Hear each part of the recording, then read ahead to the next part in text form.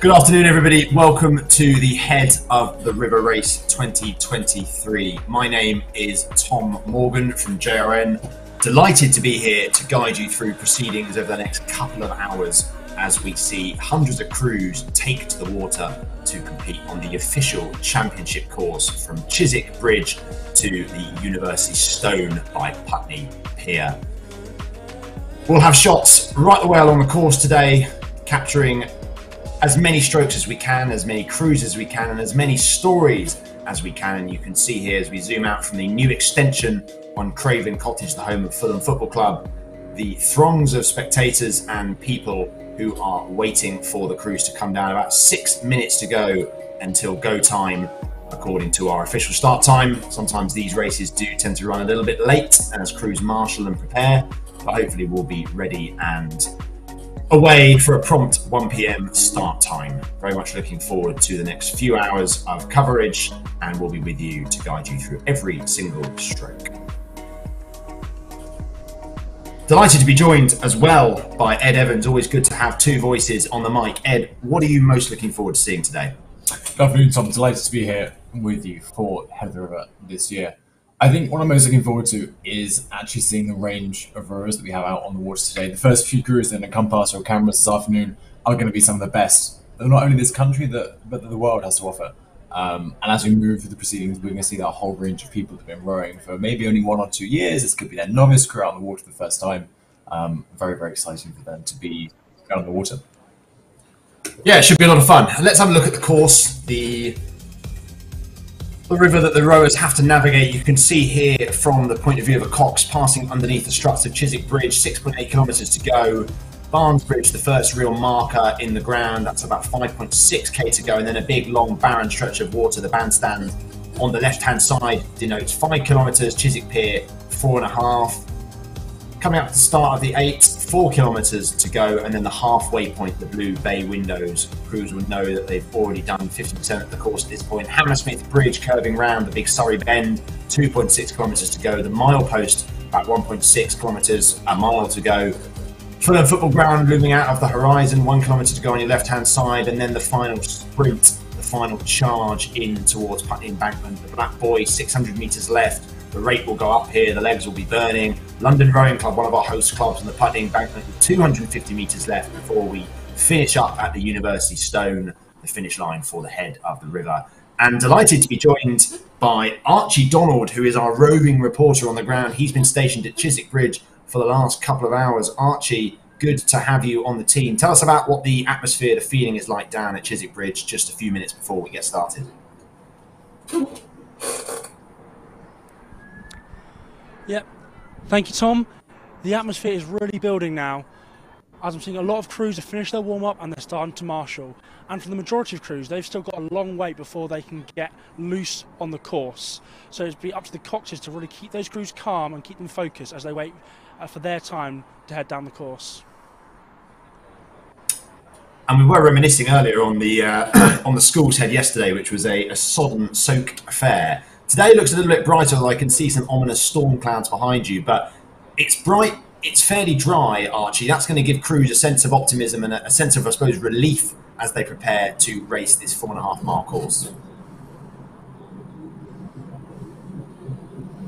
Yes, certainly, Tom. It's been a very typical British day in regards to the weather. There's been some showers, there's been some sun, but certainly nothing compared to the conditions at the schools head yesterday. So I'm sure the crews will feel a great sense of relief, seeing that the conditions will be far more favourable. There isn't much stream today, which means the coxes really have to battle to get that tight stream around the bends, but other than that, it's a prime day for rowing with perfect conditions. It's going to be a good race. Yeah, very much looking forward to it. And over 300 crews set to take the water and do their best over the 4.5 mile course. Let's have a look at some of the runners and riders we can expect to see over the next couple of hours.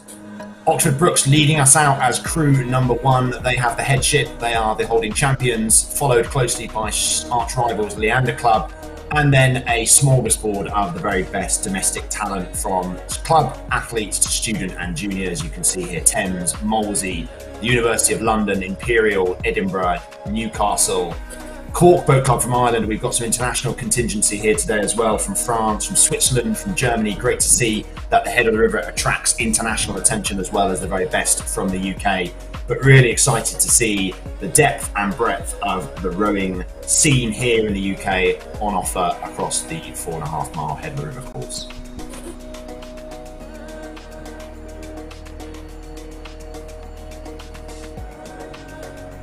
So we've got about 1 minute to go time.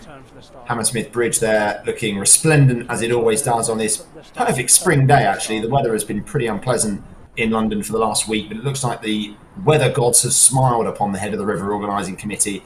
Although, as we pan round, commentators' curse has been a looming presence, and the grey clouds maybe signal that we're in for a bit of a turn. But hopefully the weather stays dry, the weather stays positive, and the conditions stay flat and calm and optimal for racing. You can see there, Chiswick Bridge, the start line.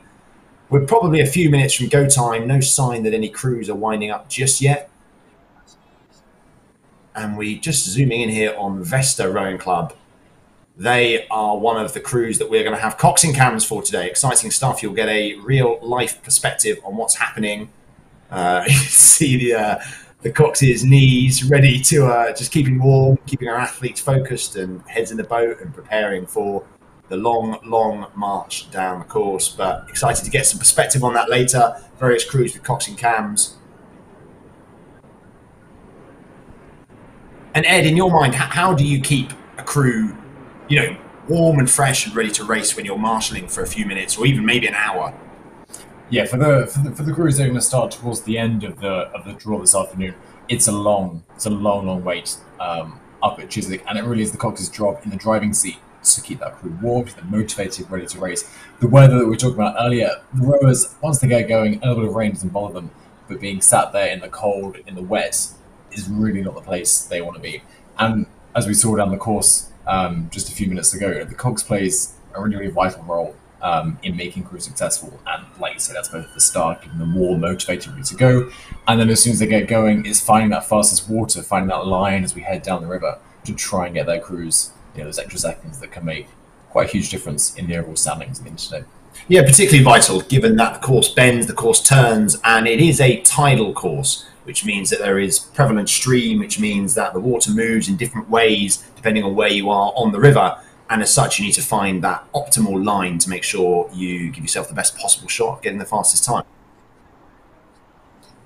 So you can see here there, Oxford Brookes, certainly one of the favourites for the headship and various other pennant categories today. Thames Rowing Club also marshalled there. Leander just tapping down, and then another Brookes boat drifting past. So your runners, the top runners and riders there in shot.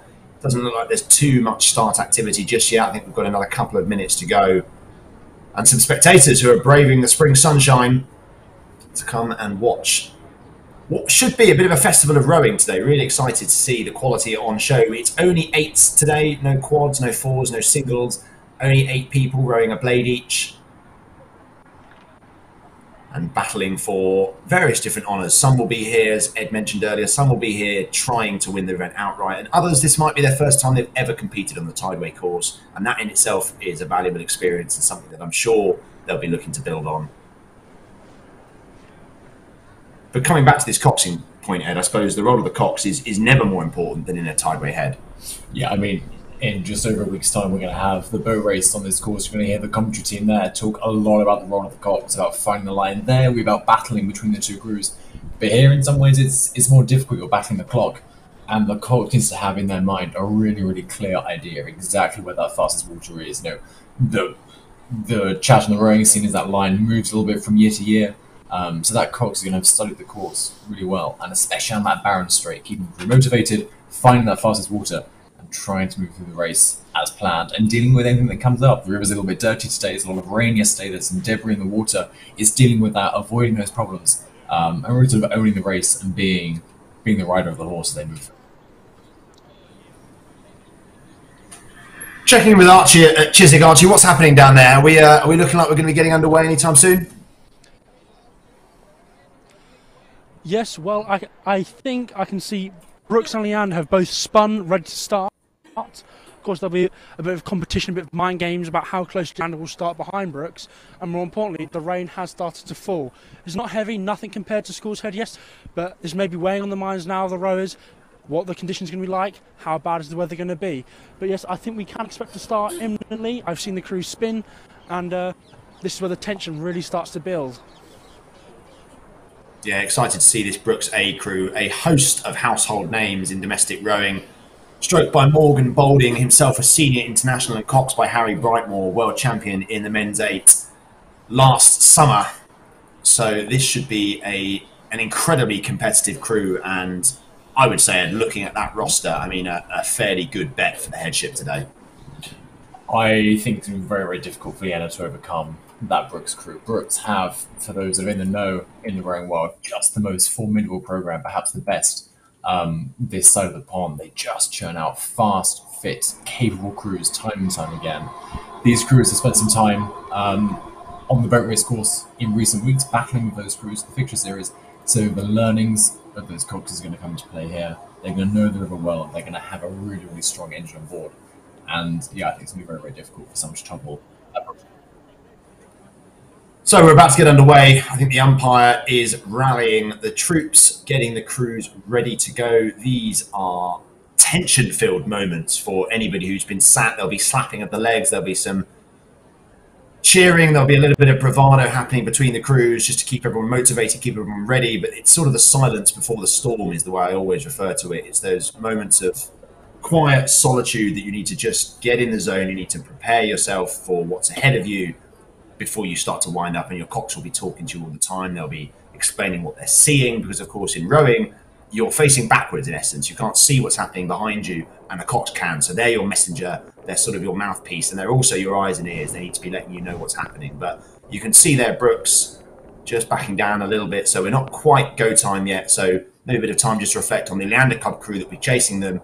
They are no mucks, to be clear here. Coxed by Henry Fieldman, himself an Olympian, and stroked by Tom George with Ollie Wynne-Griffith in the four-seat. Those two comprising the men's senior pair last year, and I think they were bronze medalists at the World Championship. So this is a crew absolutely stacked with talent and domestic pedigree. So I think the matchup between crews number 1 and 2, Brooks and Leander respectively, is going to be a fascinating narrative to watch unfold. And bragging rights inside Caversham for the next few weeks, certainly, as the crews wind in towards final trials and their little push into the summer. Going back to Putney embankment here, a little bit of time that they've got to wait until they see some crews coming past them, because we're still not on the way here. But I anticipate that we hopefully will be in probably the next 2 or 3 minutes.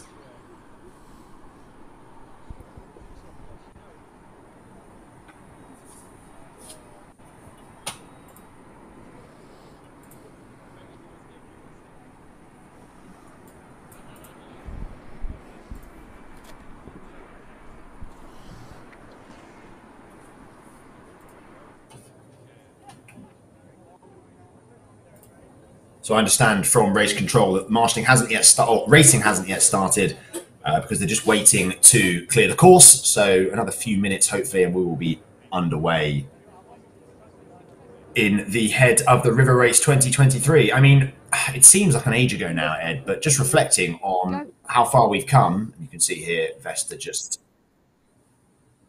Your coxing can, that is great technology. To have that live feed and to listen to the cocks communicating to her crew. Fine, get it all out now, boys.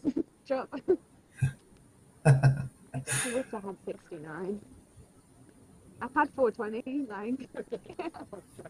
I've got a number 420. That's 69. It's worth it. Starting. So I think we're getting ready to go. The wind up there from Brooks. Just panning through Chiswick Bridge, and I'm sure as they come out the other side, that rate will have gone up.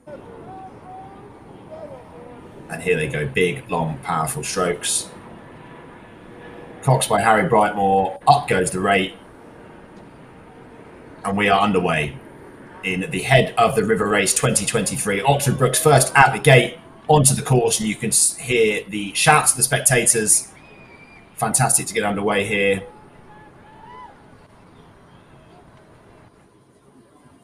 Single stroke, just one.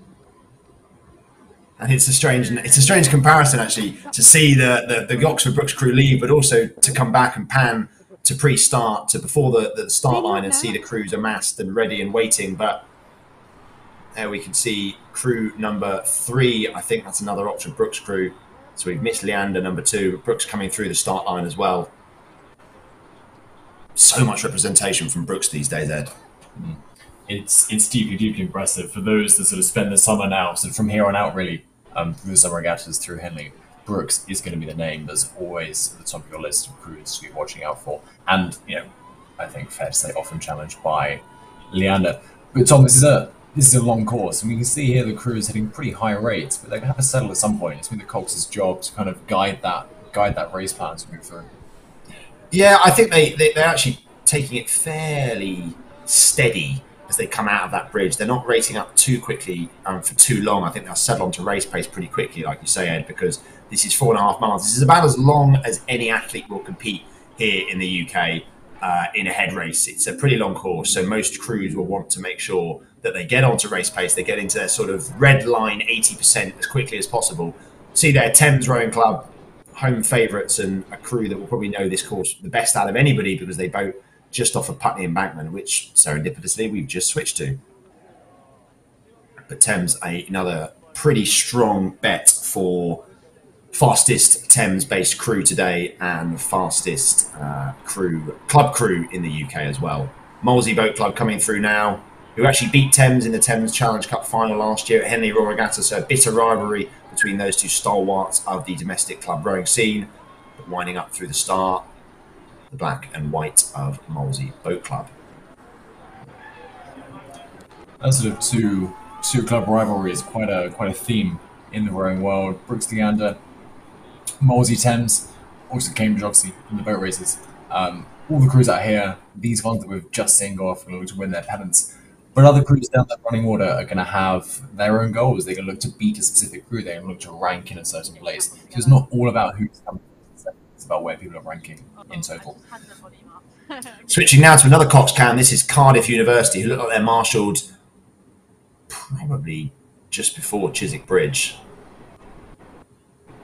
And staying warm is the name of the game for those guys. But at least we're underway. Crews are starting to make their way down the course now. And this is Imperial College. So if you think about this as a chronology, if a crew leaves to start now, they should be finishing in between 16 and 19 minutes. So for those in Putney or anyone who's tuned in, listening to us at that time, that part of the river, expect to see Brooks probably the next 10 minutes coming round the curve of the Surrey Bend, and you can see another of the average. And Heriot Watt Sea Crew, another of our coxing cams, they're a little way further down actually. I don't think they've even gone beyond Barnes Bridge. So you can see here the ranks of people who are marshalling all the way along the course, ready to race. Newcastle University, the powerhouse, the Blue Star from the north of England, coming through the start line, always a formidable competitor when it comes to head racing, because their program is so aggressive, their program is so tailored towards long miles, towards ensuring that the crews are as fit as they possibly can be. I'm really excited, Ed, to see these coxing cams in action, to see and hear the way that the cox is keeping their crews motivated. They're the jockey of the crew. They're, if you want to use the horse riding analogy, the jockey. They're the driver of the F1 car as it moves down the course. And sort of having that eye, as sort of what they see is going to be fascinating. They're going to have a little bit of data coming in. You could just see in the bottom right-hand side of the view there from the Cox cam a little screen, we call it the Cox box. And it gives them some data, how fast they're going, how long left of the race, the rate, the number of times the crew is striking each minute. And that helps them stick to a race plan, helps them to see what's going on, provide some context in otherwise what can be a little bit blind at times. London Rowing Club there, another home favourite. Of course, we know that their boat club team are 250 metres to go. And you can hear the cocks of the Cardiff crew just cheering on her crewmates. And another Thames boat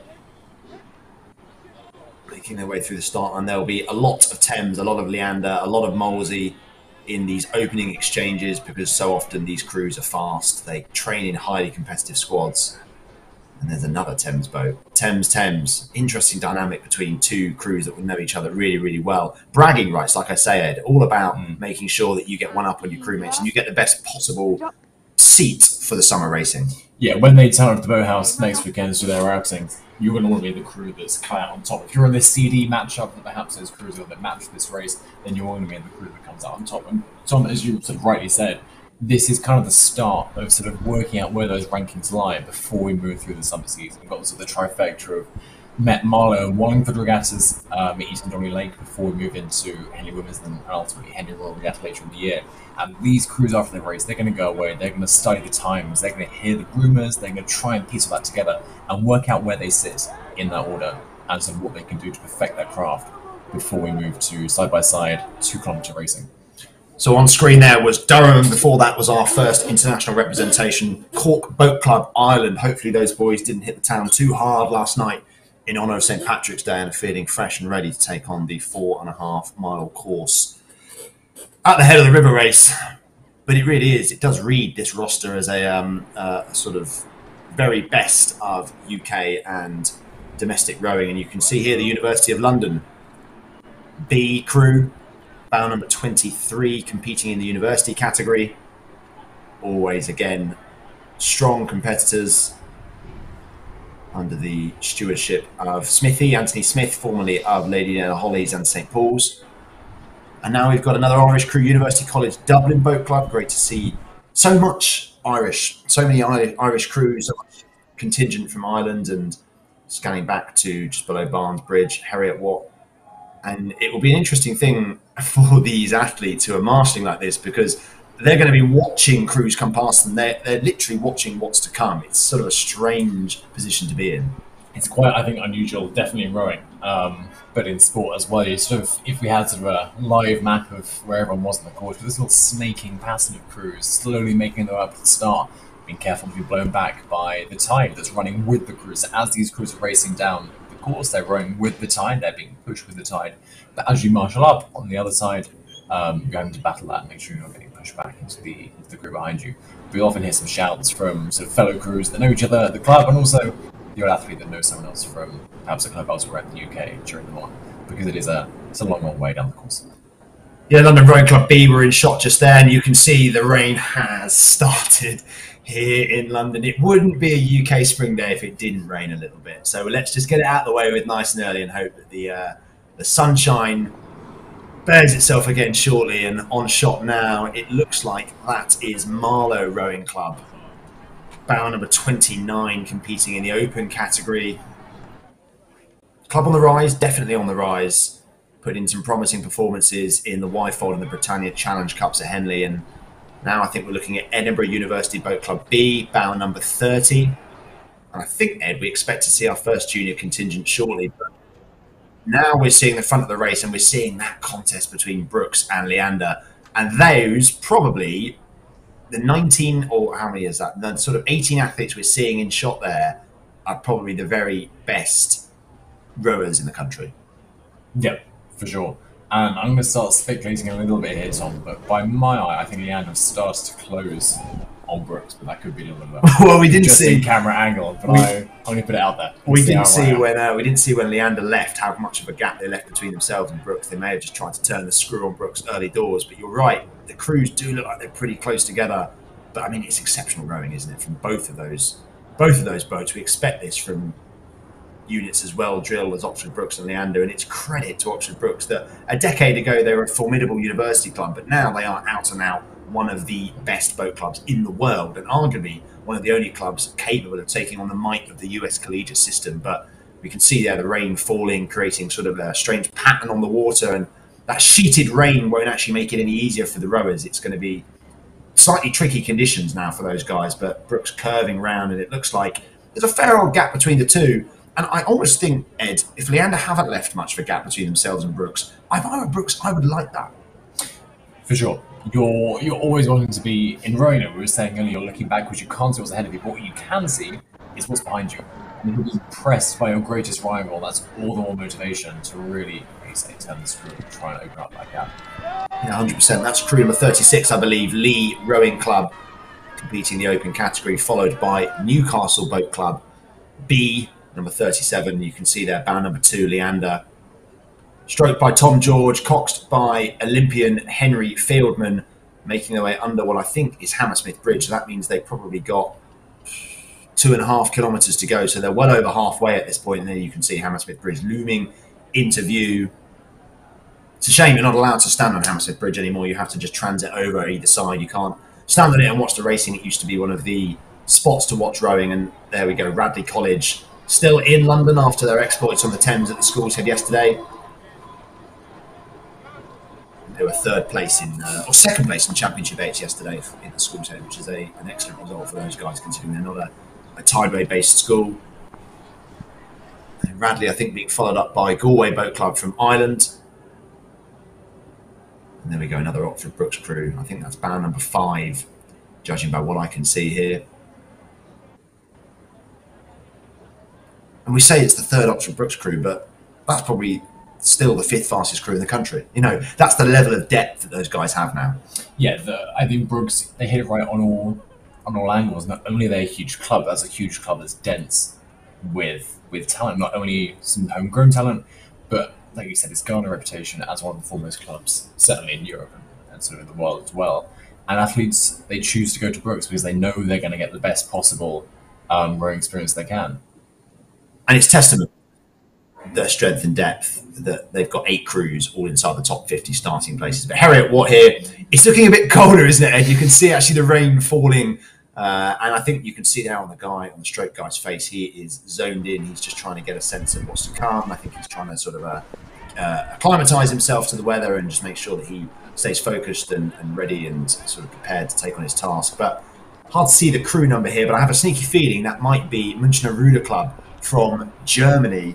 I won't try the pronunciation, which is, would be inadvisable. But Münchner Ruder Club from Germany, bow number 49, and then back in towards Hammersmith Bridge, this being just over halfway through the race. I think that looks like Molesey Boat Club to me. Yeah, I think that's Molesey Boat Club, bow number 7, being followed by the UL, University of London, bow number 8. And this is crew number 42, Thames Rowing Club. Again, so much strength and depth. The fact that they had 3 finalists in the 3 club categories for men at Henley Royal Regatta last year. Astonishing programme that they built. I think they were being followed there by potentially Kingston, perhaps Bristol. It was hard to tell. The camera panned pretty quick. But here we go, another Thames crew.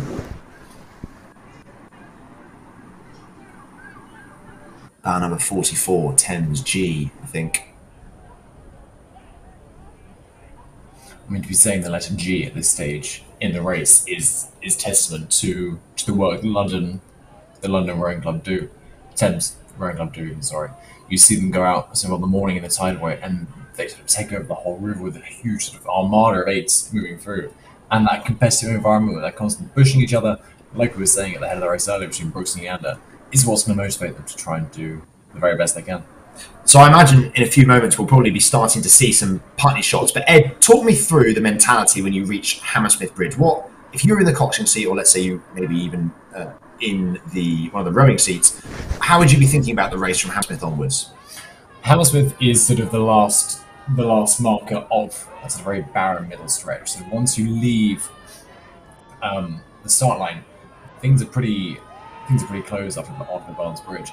Hammersmith opens it back up again. As soon as you're past Hammersmith, there's Harrods Depository on the right, and from there you can see from the football ground, and ultimately you can see the finish line. If I was the cogs, I think that about now is the time to really start winding us in. We're heading towards that sort of more standard 2-kilometre race distance, and then as we move through the rows, they're going to start to see the landmarks they recognise. They're going to start to see sort of parts of Putney come into view, and that's going to give them the impetus to really start winding up towards, sort of football ground for the last kilometre of the Black Boy, and ultimately just past Putney Pier for the end of the race. I think we're back following the leaders of this race, the Leander Club. Yeah, if you're joining us for the first time, welcome. This is the live stream for the Head of the River Race 2023, and you join us with crew number 1. No better place to be than Oxford Brookes right now, leading out the 300-strong armada that is the 2023 edition of the Head of the River Race. And this is the front of the contest. This is the crews winding up towards the line. Bow number 1, Oxford Brookes, who have been fighting with Leander Club, bow number 2, all the way down. But you can see here Brookes making their way down past the Putney embankment. They've probably got a few more strokes, maybe a couple of 100 metres left to row. And that gap doesn't look like it's increased, does it, between themselves and Leander? No, I think as soon as the timings start coming through, we'll be very, very curious to see who's come out on top. And I think by what margin as well. This is a long race. A couple of seconds perhaps isn't indicative of true form. If it's sort of a 10, 12 second margin, we're fairly confident in saying that actually, this is a crew that's going to be pretty hard to beat in the summer season. Yeah, Brookes just winding up the rate. From our static camera on the Putney embankment. And we're now back to Hammersmith.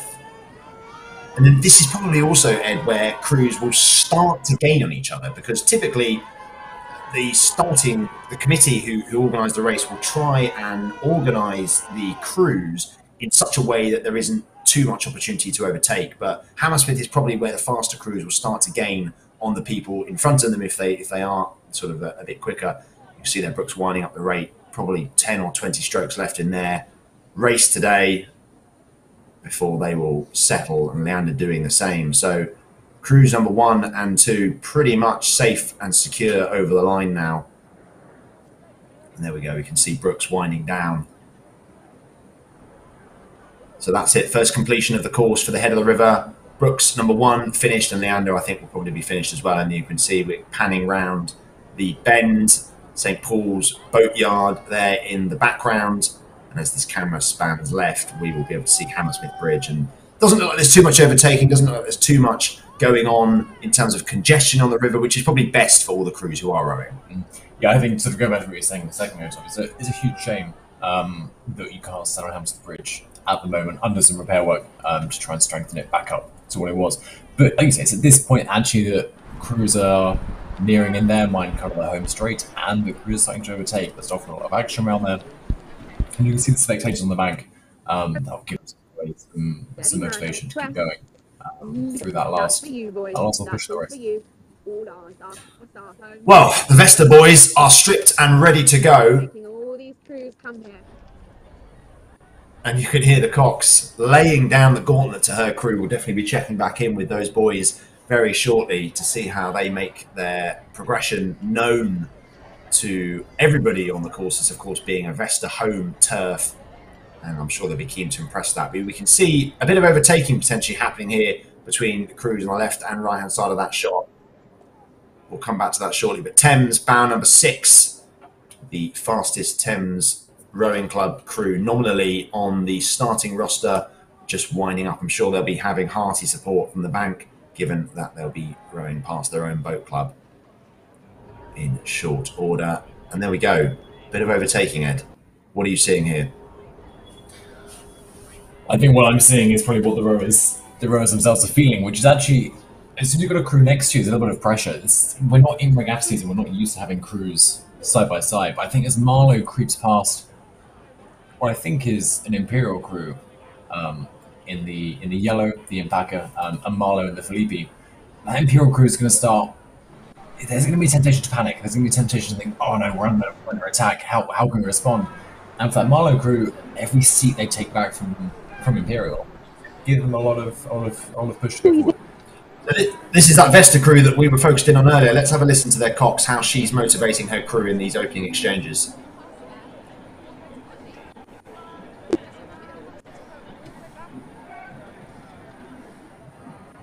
And yeah, charging down this. Didn't quite get any audio there, but moving on to a minute. Back at Putney Bridge, crew's winding down now. It's a long old way, 4.5 miles. I've only done it a handful of times myself, and I can tell you that it feels like often longer than it actually is. I think that the huge scale and nature of the Thames and the number of crews that are racing often make it feel like a sort of bigger and longer and more arduous event than maybe it actually is. But back on the Hammersmith camera now, plenty of boats on the river, and again we can probably see there the two crews at the back of this 6 grouping coming together and doing a bit of overtaking. Leander up at the finish, they're just winding down. That's their last few strokes.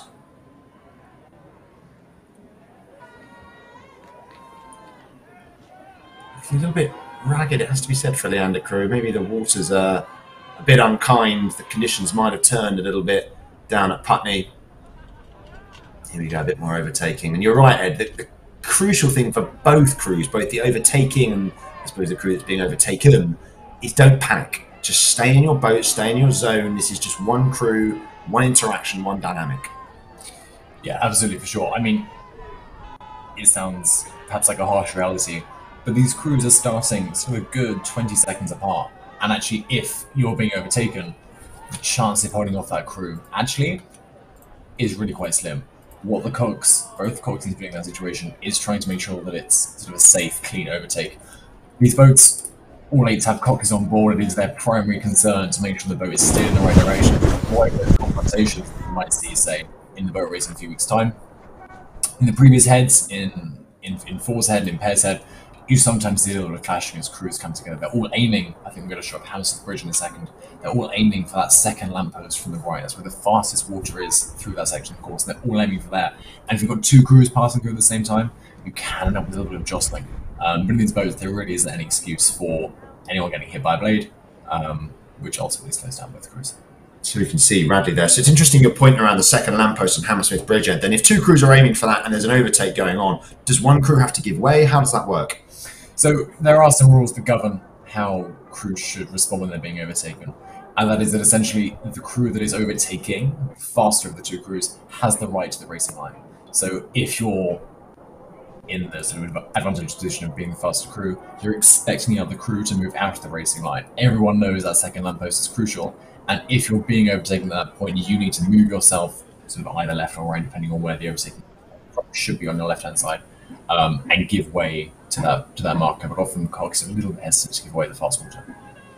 Yeah, it makes sense.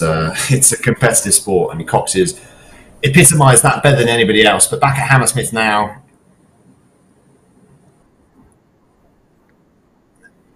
panning round to Cardiff University on one of our coxing cameras. Still got a long way to go for those boys in terms of getting started. I think they're not even. I think they might be past Chiswick Bridge. I can't even tell from there. And back at Hammersmith Bridge, bow number 43.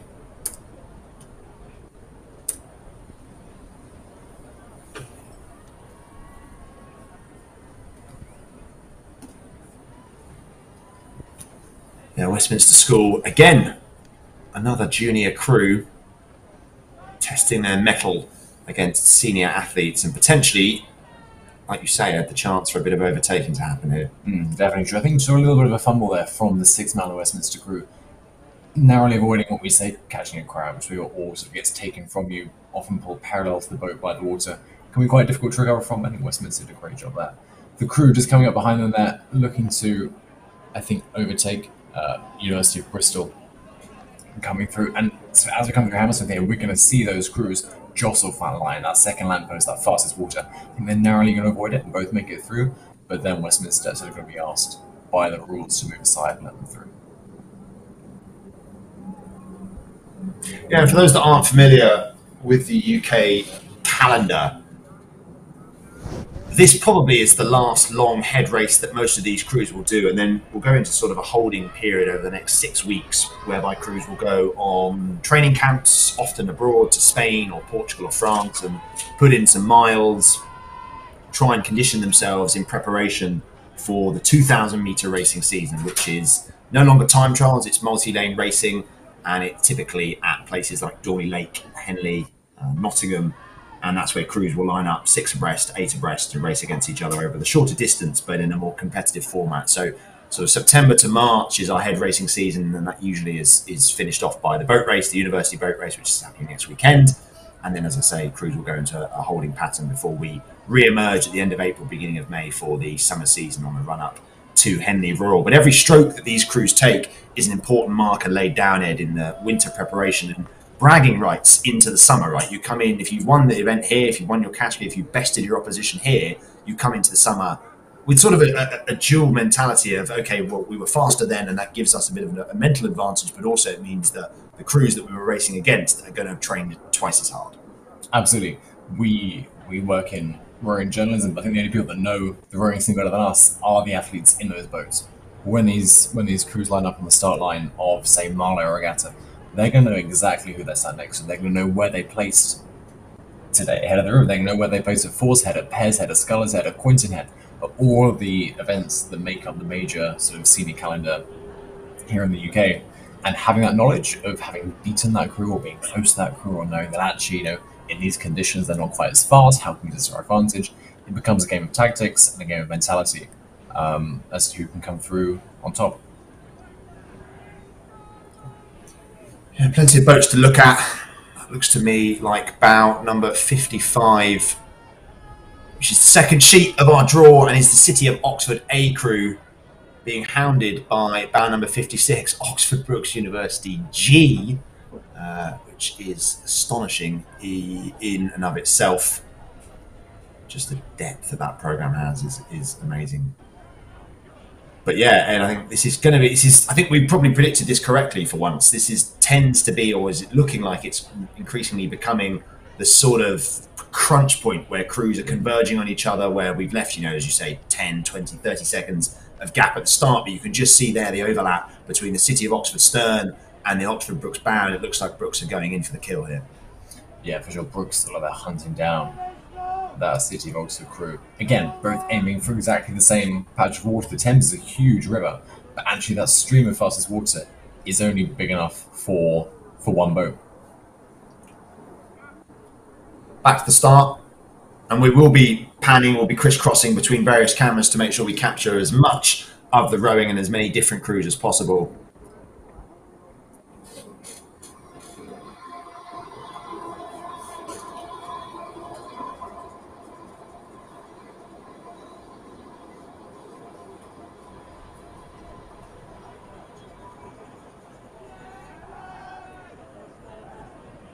I think 2 more crews approaching Hammersmith Bridge now, just passing the slipway there in the background, St Paul's School.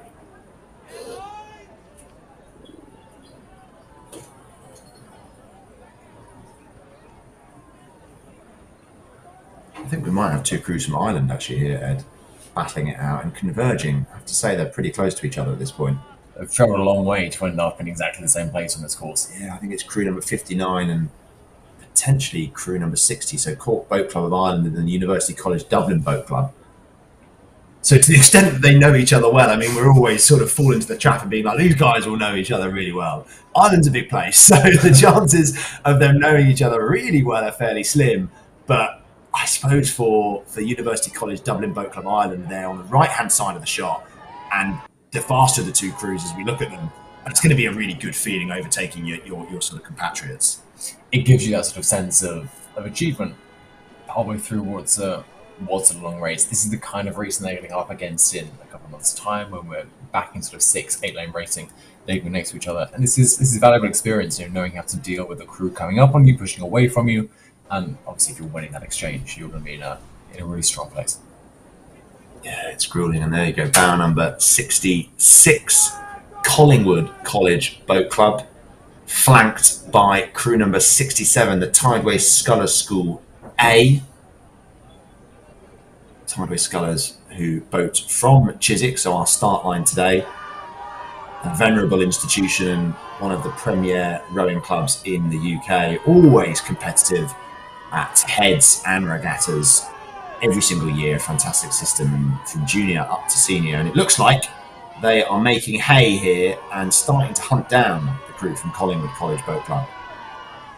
But like you say, like we've said already, this is the crunch point, isn't it? This is where a lot of the overtaking is happening, which isn't optimal considering you've got struts and a bridge to get through.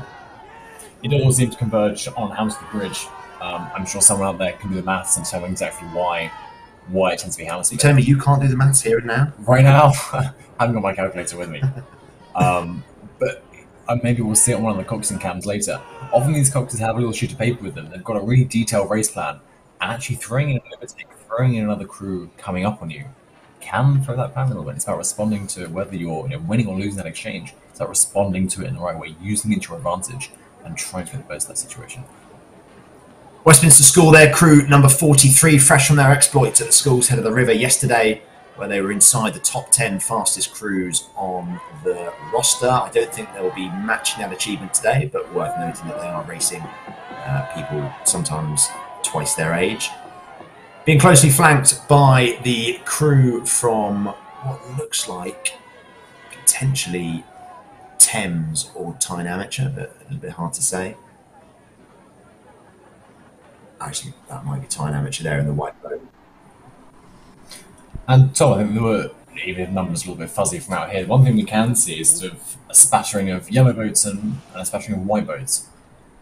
Can you explain to us sort of why crews are in different coloured boats and sort of why we only see white and yellow? Ed, I'd love to explain this to you. So there are, as in all competitive markets, there are many different boat builders, and yellow is the colour of Empacher, right? That's the probably the most popular boat building brand in the world, founded by Mr. Empacher in Germany. And so if you see a yellow boat, more often than not, it's an Empacher. But crews choose to race in different boats depending on how they feel, how the crew responds to it. The price point, of course, is part of the calculation. And there are other boat builders like Filippi from Italy and Hudson from Canada, and they sort of probably are the top 3. And then you can see an example of an Empacher there in yellow. And I think that's either a Hudson or a Filippi. I think that might even be a Kangua there, as we approach the finish line here for cruise number 40, I think, and potentially 41 or 47 and 49. As you can see, we're struggling as much as you are with making out who's in these crews. But I think that might be Münchner Ruder Club from Germany and Exeter University Boat Club. So the Germans overtaking the guys from Exeter University. And now we're back at Hammersmith with bow number 78, I think, the yellow of Minerva Bath, home of John Lawrenson, one of the editors at JRN, the organisation that Ed and I belong to. I'm sure he'll be cheering, and he might even be racing, to be fair. We should probably have asked him. And after Minerva Bath, we've got a collection of crews from abroad.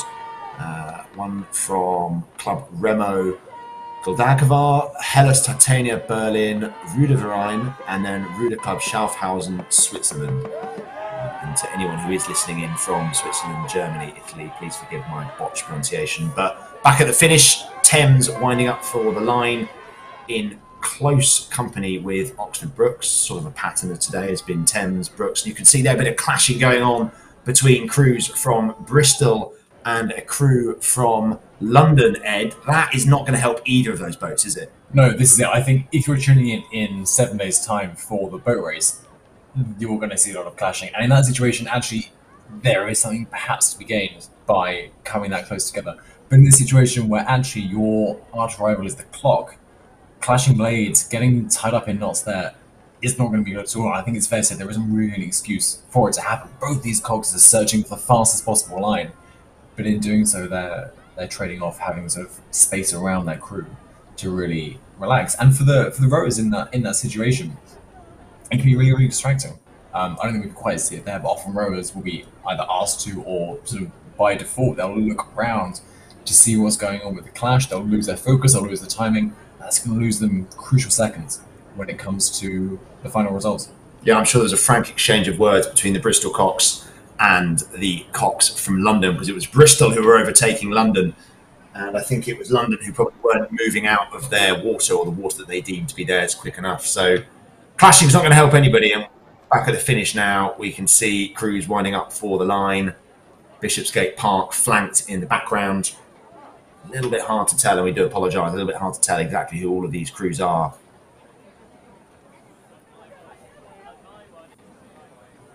But you get the sense that at least 50 or so crews have crossed the line now. So well into the head of the river 2023. And it might even mean we'll be getting some provisional results fairly soon that we can read to you.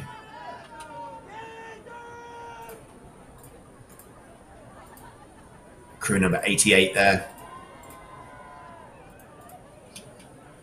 At Hammersmith Bridge. That is a crew from Westminster School. And then crew number 91, flanking them, Liverpool University Boat Club. Liverpool University Club on the rise in the last few years, sort of breaking into that, I guess, sort of second tier of sort of university, the midfielders, and trying to challenge for some medals at the likes of Bucks Regatta, and ultimately some Henley Women's and Henley Royal Regatta later in the season. And yeah, I think as we've been saying, you can see some sort of crunching going on. I think the wonderful play design there of East India Club on the right-hand side and Newcastle, the Blue Star. Again, perhaps a slightly better example of overtaking. Now, I think Newcastle doing the overtaking, with both clubs leaving a little bit of space to get past. There really is nothing to be gained by getting tangled up at this stage in the race. You can just see that in the background, the umpires keeping an eye on what's going on there. I suppose the umpire's job, right, is to marshal the course and to make sure that all crews make their way down safely. But to what extent does the Cox have to take responsibility in these scenarios and actually communicate with the crew that she's overtaking, or he or she is overtaking, and say, look, guys, I need you to move out my way. We're heading for this line. To what extent do they need to take that ownership? I think whether you're racing here on the Tideway, whether you're racing at Johnny Lake, or whether you're training on your river at home, the Cox really is sort of in charge of their crew. They're the captain of the ship, and their priority has to be safety and sort of speed for their crew above all else. There aren't enough umpires to police every single piece of water in this race. And actually, you'll often hear, like you say, it's an exchange of words between certainly the stroke seat of the crew and the cogs, but also other cogs out on the water, getting them to move out of the way, trying to see the line. No one wants to be clashing, and you might every now and then you see a blade get broken, and that's disastrous for a cruise. We want to avoid, and it is sort of on the Cox's shoulders to respond. And for crews that don't, there are penalties. We might perhaps see a couple today, but sort of time penalties applied retrospectively to a cruise performance, and a 10-15 second time penalty can drop you, dozens of places in the most unfortunate circumstances. So back at the start, well into the race here, crews numbering into the hundreds, leaving the shadows of Chiswick Bridge. And you can see now, it's a markedly different pitch, and I think that might be, Ed, because the rain has reached us here in Vauxhall, Ed and I bringing you commentary from my flat in Vauxhall, and the rain has reached us here, which must mean it's blowing west to east. So if the rain is here, it must mean that it's subsided a little bit in Chiswick, and the sun's come out, and you can see here dappling on the water. A much more pleasant scene for these crews, and hopefully conducive to some good rowing. Crew number 75 and crew number 76. It looks like, Ed, someone from your neck of the woods, the city of Cambridge, potentially being overtaken by Marlow here. Yeah, I think another crunch point here as we approach Hammersmith. I just approach the finish. City of Cambridge, one of sort of a nestling of crews that dappled the River Cam. They've sent quite a few crews out today to compete in some of the provincial pennants, and sort of try and aim to get as high as they can in the overall standings as well. Again, especially for these crews that perhaps don't train on the tideway all the time, getting out here and getting the chance to pit themselves against what the rest of the country has to offer, so all converging on one place, gives them that sense of sort of where they're sat in the grand scheme of things before we head into regatta season. Absolutely. And crews number 104 and 105, 104 being Durham Amateur Rowing Club A and 105 St Andrew Boat Club, just in shot here. And it's an interesting thing, Ed, and I'd love to explore this with you. As I think about the prospect of being overtaken, overtaking naturally is a fantastic thing for a crew, and will galvanise them and will motivate them and will obviously give them an extra sort of 10% in their legs. But I also think being overtaken is not necessarily in the broader picture, and to your point around the clock being your ultimate arch rival here, it's not necessarily such a bad thing, because it will naturally spur you on to compete against the crew who are overtaking you. It depends ultimately on sort of what your goal is for your day at the races. If your goal is to be the fastest crew on the water, getting overtaken is going to be a bit of a problem for you. But if your goal actually is to go out there and say, okay, we race in the crew very similar to last year, we have 6 of our crew returning from last year, we want to knock 20 seconds off our time. The Cox are going to have that chronometer in front of them. They're going to go, actually, guys, we're being overtaken. We're on track for our race. We're on track to sort of achieve our goal. Don't get phased. I'm going to move out of the way of the crew. We're going to let them pass. We're going to let the dirty water move past us. And then we're going to be back on our race. We're going to perhaps push under Hammersmith Bridge. We're going to start executing our race plan to get us to where we want to be. There are so many different goals out here for these crews today that actually, Tom, like you say, being overtaken, yes, it's not the best feeling in the world, but it doesn't spell disaster for every crew. No, it certainly doesn't. Cluster of boats making their way up towards Hammersmith Bridge here. Looks to me like that might be Great Marlow Boat Club, but again, difficult to see until they get a bit closer to us.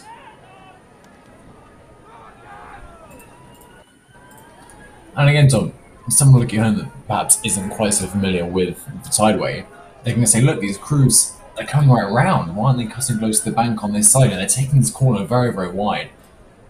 Why aren't crews getting a little bit closer to some pools? Dead water, I guess. The stream is often in the middle of the course, so crews don't want to be too close to the bank, although it does look like an inside line. It's not only advantageous to them to be in water that's not moving with them. But yeah, a bit of a cluster there. The 3 crews just sort of grouped together in shot.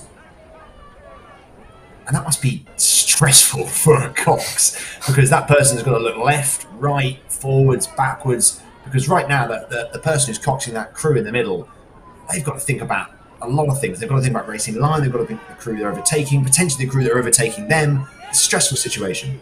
Yeah, and this is a situation that isn't going to be over in a few strokes. It's a long, drawn-out sort of double overtake sandwich procedure, and it's going to put Cox's under a lot of pressure. Like you said, they've got to make a lot of decisions, they've got a lot of data sort of from their correspondence, but also from what's going on around them. They're going to have to kind of input, output, and decide what the best thing to do is.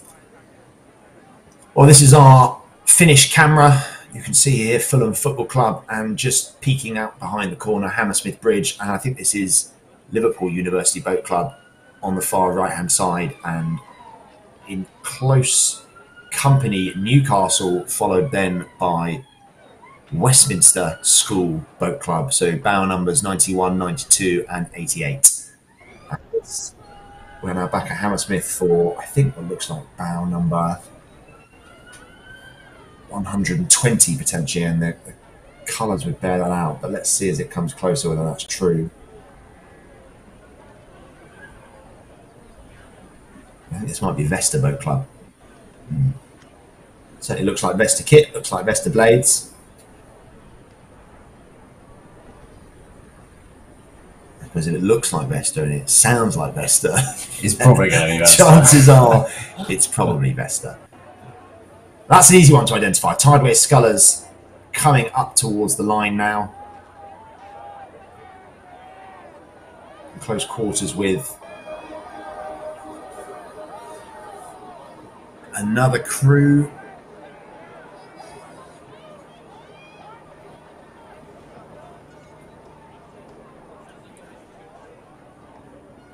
You can just see there sort of at the front of your picture, actually, that sort of snake of crews moving doesn't end when you go through the finish line. Crews are asked to go through 2 bridges following the finish line to then loop back around themselves. And a sort of ladder of crews will move back up the course, crews jumping out at their sort of host clubs they move through, and at points crossing the river, the racing line as well. So there's a lot of sort of chaos going on. Every now and then things go a little bit wrong. But it sort of loops back to what we were saying earlier in the coxes need to have their wits about them, need to have a go over what's going on. You can see there, like a picture of crew stopped, possibly trying to cross over the river to some of the boathouses on the other side. Another distraction that coxes need to be aware of and need to sort of mitigate for. Else put their crew at risk. Yeah, for those that are watching or have just joined us, welcome. This is the Head of the River broadcast 2023. We are getting some results on the Head of the River website, some provisional results, I must stress. But if you head over to the website, you will see some results for the front end of the pack. But crews are still starting. Such is the depth of the roster today that some crews are only just going through the start line. So we still have probably another hour or so of racing to go. And it's a long course. As I say, each crew probably takes between 16 and 20 minutes to get down the course. So that in and of itself, even if a crew goes through the start line now, they're not going to be crossing it until they're not going to be crossing the finish line until probably 2:15 UK time. So you can see here what looks like a collection of boats from varying backgrounds. I think we might even have a crew from Monmouth School Rowing Club, crew number 129. I think crew number 127, Oriel College Boat Club, in the mix there as well. No sign of crew number 128, which would be Warwick University. Maybe they've left this pack behind. But in any case, Monmouth doing good work here because they were also out on the river yesterday at the school's head, so their legs will be tired. But I suppose if you travel from Wales, you want to get full and frank use of the racing course. Absolutely. This sort of rounds off the tideway heads that we have. So we have the Merlin, we have Sculler's Head back in September. And over time, the boat classes grow. You go from singles to doubles, for pairs head to quads and fours, fours head, and now 8 head. Today, men's crews only. Last week was women's head, and as we said, school's head yesterday with some quads in there as well. A lot of activity on this stretch of water this time of year. And like you say, crews coming down to try and get the most out of what's going on. I think last weekend, I was chatting to some of the Bristol crews who actually came down to race women's head, but actually arranged some fixtures with some boat race crews at the same time, just to try and sort of get the most out of their journey. Crew number 158 moving through the start line. That's Lancaster University Boat Club B. Just winding up, as we said earlier on. These crews will come through the line at a pretty high rate of striking, and then they'll settle very quickly because it is a long course. It is an arduous course, and they'll want to make sure they conserve as much energy for the 4.5 miles that they've got ahead of them. But again, back to the finish line. I think this is our finish camera, and it looked like crew number 104 coming up towards the line.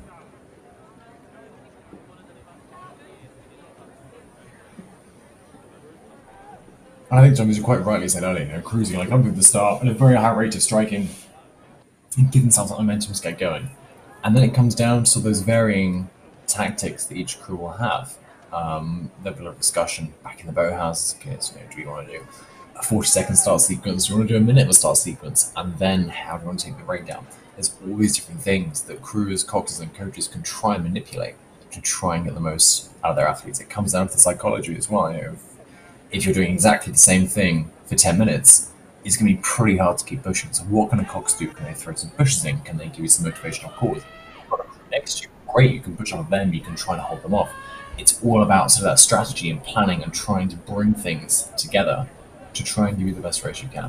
And I think for perhaps a little less relevant for crews as you move down the start order, but for those crews at the very top as well, the way the boats are set up can be quite interesting. I don't think we've seen any today, but there's some bucket rigs out there, and then the way the rowers actually move from here, they all look like they're doing the same thing.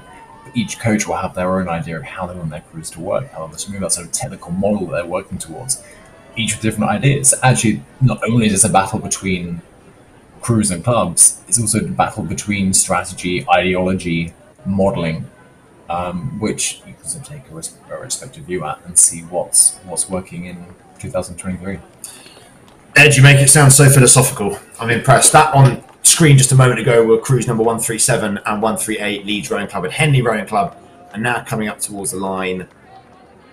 Looks like it could be Quintin Boat Club in their distinctive blue and white kit. And that would be bow number 116, unless I am much mistaken. But this is really crunch time, or not so much crunch time, but squeeze time for these crews. They've probably got 20 strokes or so left of the race. The rate will have been jacked right up. The cox will be screaming at the rowers to empty their tank and to expend every last molecule of energy that they have in their body to try and get over the line as quickly as possible.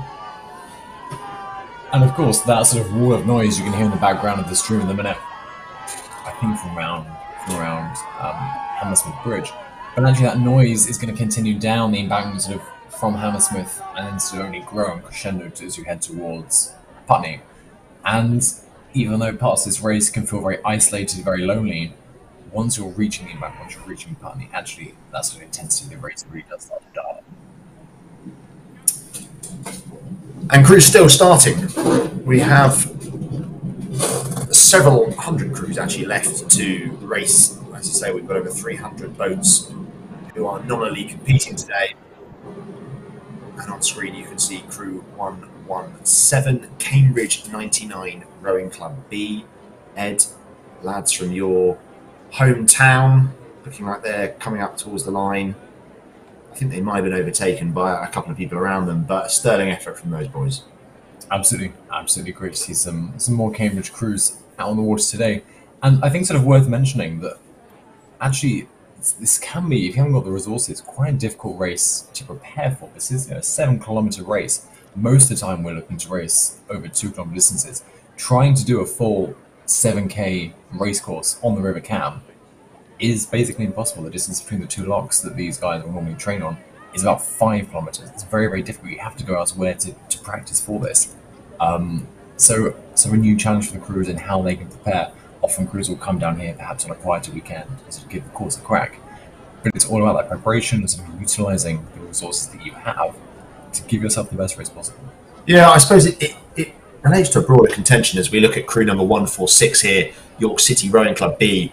When I used to train in Bedford, we had a 1.8 kilometre stretch of water that was just back and forth that we'd spin after 1.8 kilometres and we'd sort of do 16k, but it would back and forth. So our ability to actually race any longer than 2k was zero, essentially. So how, if you are a crew who have that sort of limitation on your training program, how do you actually prepare for a race that is 7+ kilometres?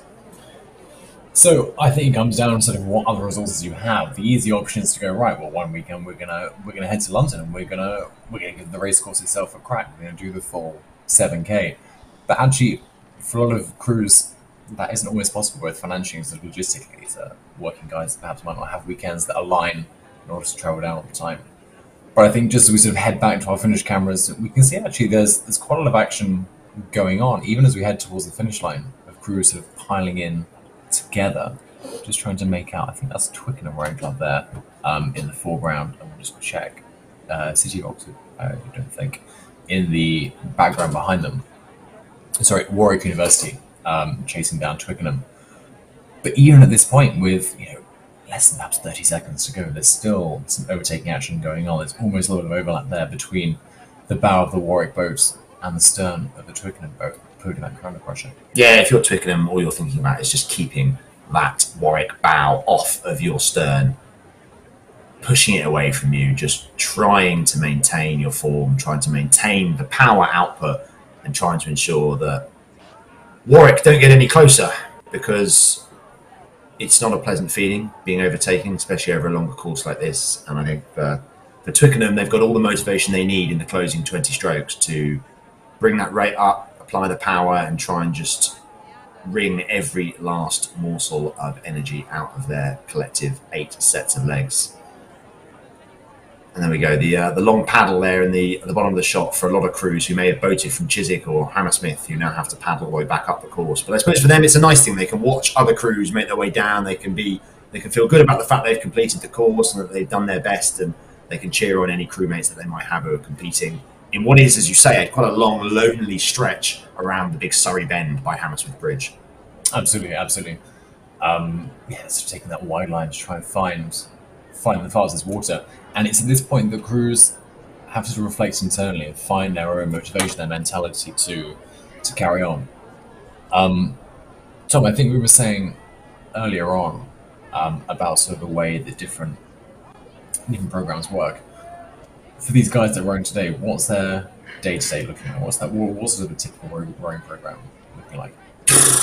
How long's a piece of string, Ed? I mean, the crew we were looking at there, 151 University College Durham, right? They're students, so their program is going to look markedly different to someone from Vesta, who, in all likelihood, is either on a gap year or works full-time in London somewhere. So the programs will be different, the structure will be different, the output will be different, and often student crews, the very best, fastest student crews, are probably a little bit faster than the fastest club crews, because the nature of the beast is that student crews just have a bit more time to train, have a bit more time to devote and dedicate to rowing, whereas club crews, as I say, are generally 9 to 5 working individuals who maybe fit in the training before or after a day at work, so they have just less resource to commit to it. So training programs vary a lot, and upwards from junior upwards to club, it depends on sort of the ethos at the club. It depends on their performance goals. It depends on their coach's mentality.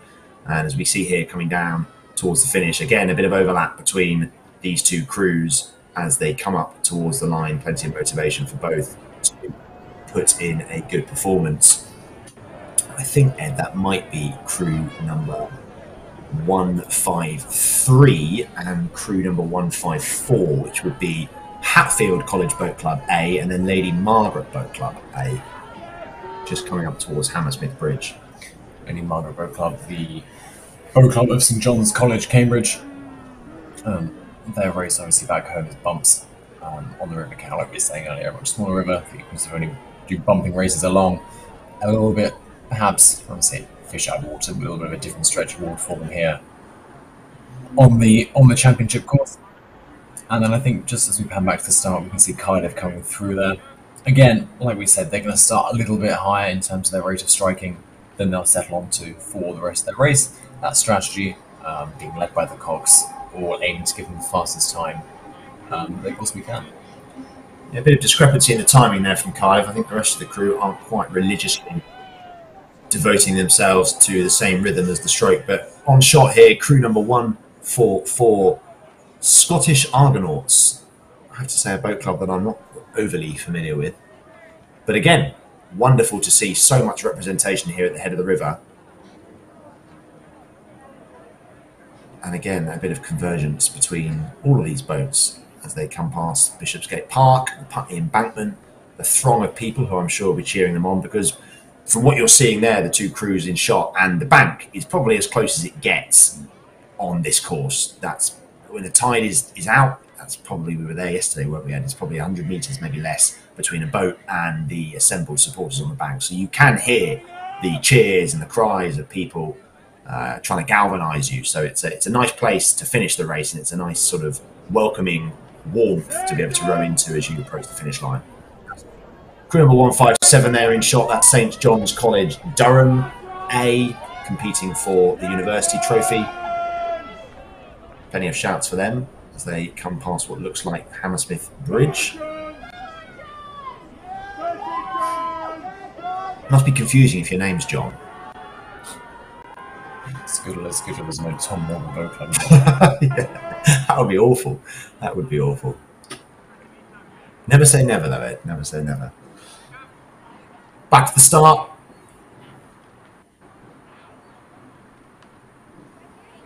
And these crews, of course, will have been amongst the amassed ranks either side of the racing course, and they'll have watched many boats come down past them, so they'll have a good idea of what to expect, and will have been raring to go for the last few minutes. And that's crew number 158, I think, who were just on shot, Lancaster University Boat Club B.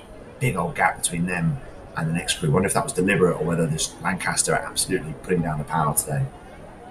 Again, I think you bring up a good point there, in that actually the umpires on the start line want to get crews through fairly quickly, want to be fairly dense, but actually as a coxswain, the coxswain seat, actually to try and sort of push that a little bit and hold back for an extra 10-15 seconds might give you the space in the race that you want to have that really clean race where you can actually just focus on what you're doing, execute your race plan, find the perfect line, rather than get tangled up in lots of things. Yeah, we've talked about the line a lot today, and I know it is a critical factor in racing these tideway heads, and this is crew number 147, unless I'm much mistaken. It is Exeter University Boat Club B on the overtake ahead of crew number 145, which is Curlew Rowing Club. The optimal line in these shots we haven't really talked about, and my guess, Ed, is it's as close to these sort of static craft as possible, so as close to the camera in essence as possible. You don't want to be too far over towards Fulham Football Ground because, as we've already said, that's sort of dead water. It is. If you head down to the Putney embankment at sort of very low tide, you can actually see some of the sandbanks that appear over on that side, and as soon as you start talking about sandbanks, coxes get very nervous. Not only because actually in the worst case you're gonna bottom out, these sandbanks come on quite high, but actually as soon as water hits a bank, it slows right down. The line they're racing for, as you say, is quite close to the buoys. The boat's moored up there is the deepest channel that's heading out to sea, and that carries the boat with you more than any other water.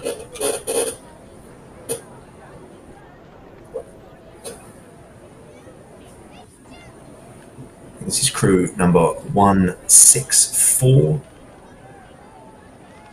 Trevorland College Boat Club. I have to be honest, I've not come across that boat club before.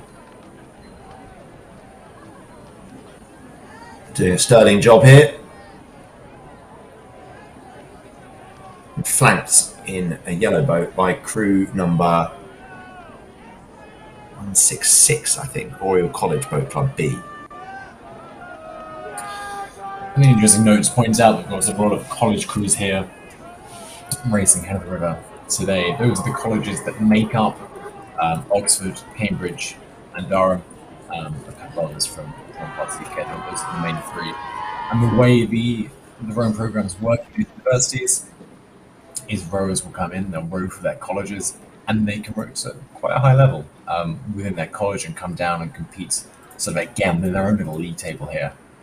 Head of the river, and then the sort of the top level of those college crews get creamed off by the university coaches to go along to row for Cambridge University Boat Club, Oxford University Boat Club, Durham University Boat Club, and then you see those crews in the very front of the pack. Yeah, and Trevorland Boat Club, a collegiate boat club at Durham University, and this is crew number 151 approaching the finish. On the subject of Durham, this is University College Durham Boat Club A. Just a little look round there from the bowman. I'm sure that he is feeling the burn at this point, desperate to see the welcoming arms of the finish line. A few more strokes to go yet. He's probably got maybe 2 minutes of racing left in him, which after 17 minutes of rowing at full tilt will feel like an age. Absolutely. I think, Tom, we haven't really discussed it much so far, but there are 9 seats in a row. There are 8 seats for rowers in these crews. And actually, where you're sat in the boat determines kind of the job you have, perhaps, and the talents you have, the skills, the different things you bring to the table. As you look down as if a crew from the stroke seat at the front nearest the cox to the bow seat nearest the finish line, what sort of characteristics are those crew members going to have? Yeah, it's a really interesting question. I think for a bow seat in an 8, you want to be the technician in the crew, because the bow in an 8 will rise up out of the water due to the way that the oar comes through and the leverage that's created. And so the bow will sort of rise up, and as such, the bowman needs to be a technician, needs to be someone who's able to deal with that sort of strange environment and is able to just set the rest of the boat up for success. As we move through the crew, I would think that numbers 3, 4, 5, and 6 typically are the engine room. They're typically the most powerful guys in the crew. They have the fastest ergo scores. They might lift the heaviest weights. They would be, on paper, the people that you would put in as your most powerful assets. And then number 7 and stroke tend to be the people who imbue the rhythm. They allow the rest of the crew to feel settled, and the rest of the crew will follow those people. So the stroke guy will set the rhythm. He will speak to the cocks. He will communicate with the cocks. He will try and understand, or he or she will try and understand what the cocks is looking for in that piece or that race. And he will then, by virtue of rowing, he will communicate that to the rest of the crew. And 7 is his backup, or her backup is the person who's responsible for also that sort of communication down the crew. So I think typically you often put one of your best rowers in the stroke seat, because that's the person who has the most innate, intimate knowledge of rowing and understanding of what rhythm feels like, what good crew rhythm feels like. And you can see there back at the finish, this is Bath University in their blue and yellow kit coming up towards the line. And they've probably got around 20 strokes left to row.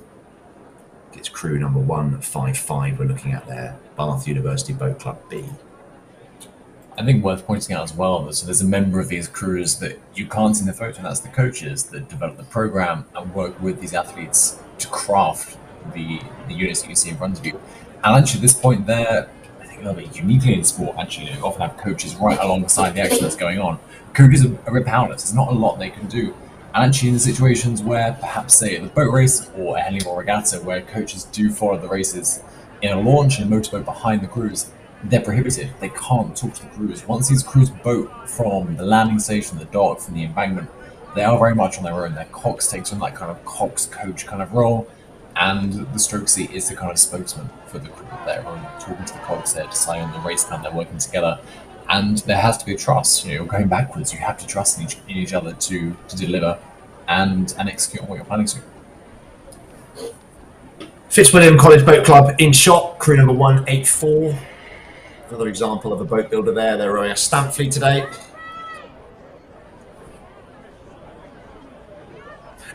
It brings me a sense of comfort, Ed, that I can hear chatter and I can hear support in the background, because it's easy to forget when you're sort of isolated in the flat that we're in at the moment, that rowing is a huge community, and a supportive community, and a community that looks out for each other. And it's always warming and welcoming and comforting to me to know that so many people will give up their Saturday afternoons to come down and to support, even if they don't maybe have a horse in the race. They just come down to watch rowing, to shout, to cheer, and to make these guys feel good as they're taking on what is a pretty epic physical challenge. Absolutely, absolutely. You know, the biggest fans of this sport are those that at some point or another, maybe they still do, maybe they did in the past, have rowed for different clubs and perhaps competed on this course. And actually, if you take the time when you're sort of milling around on the bank to chat to the person sat next to you, you often find out something surprising. You rowed in the 1984 Olympics. It's a little bit random. It's a little bit exciting. And yeah, I think, like we say, the greatest fans of the sport are those that have dedicated their lives to rowing and kind of sucks you into a very compassionate, very caring, very competitive, but very welcoming community.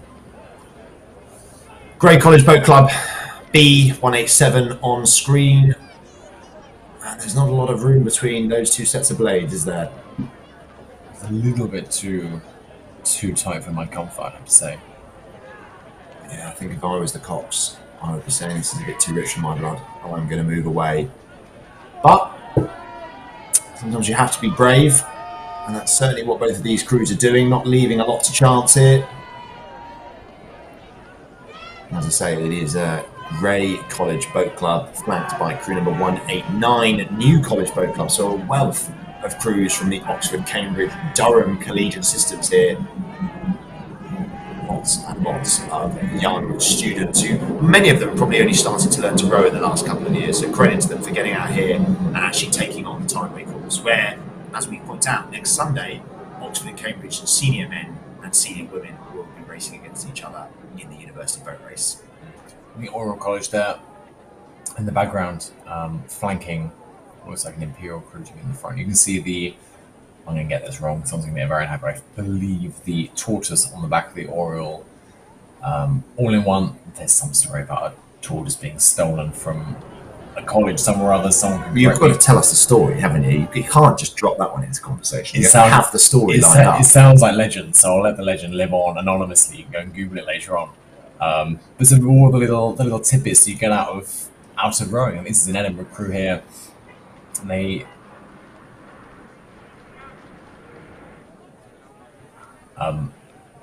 and I think you can see there the crews coming down. All the little tidbits that you get in rowing, the little sort of facts that you find out. The more you ask, the more you know. The more you make mistakes, the more you find out sort of the true colours of these different clubs.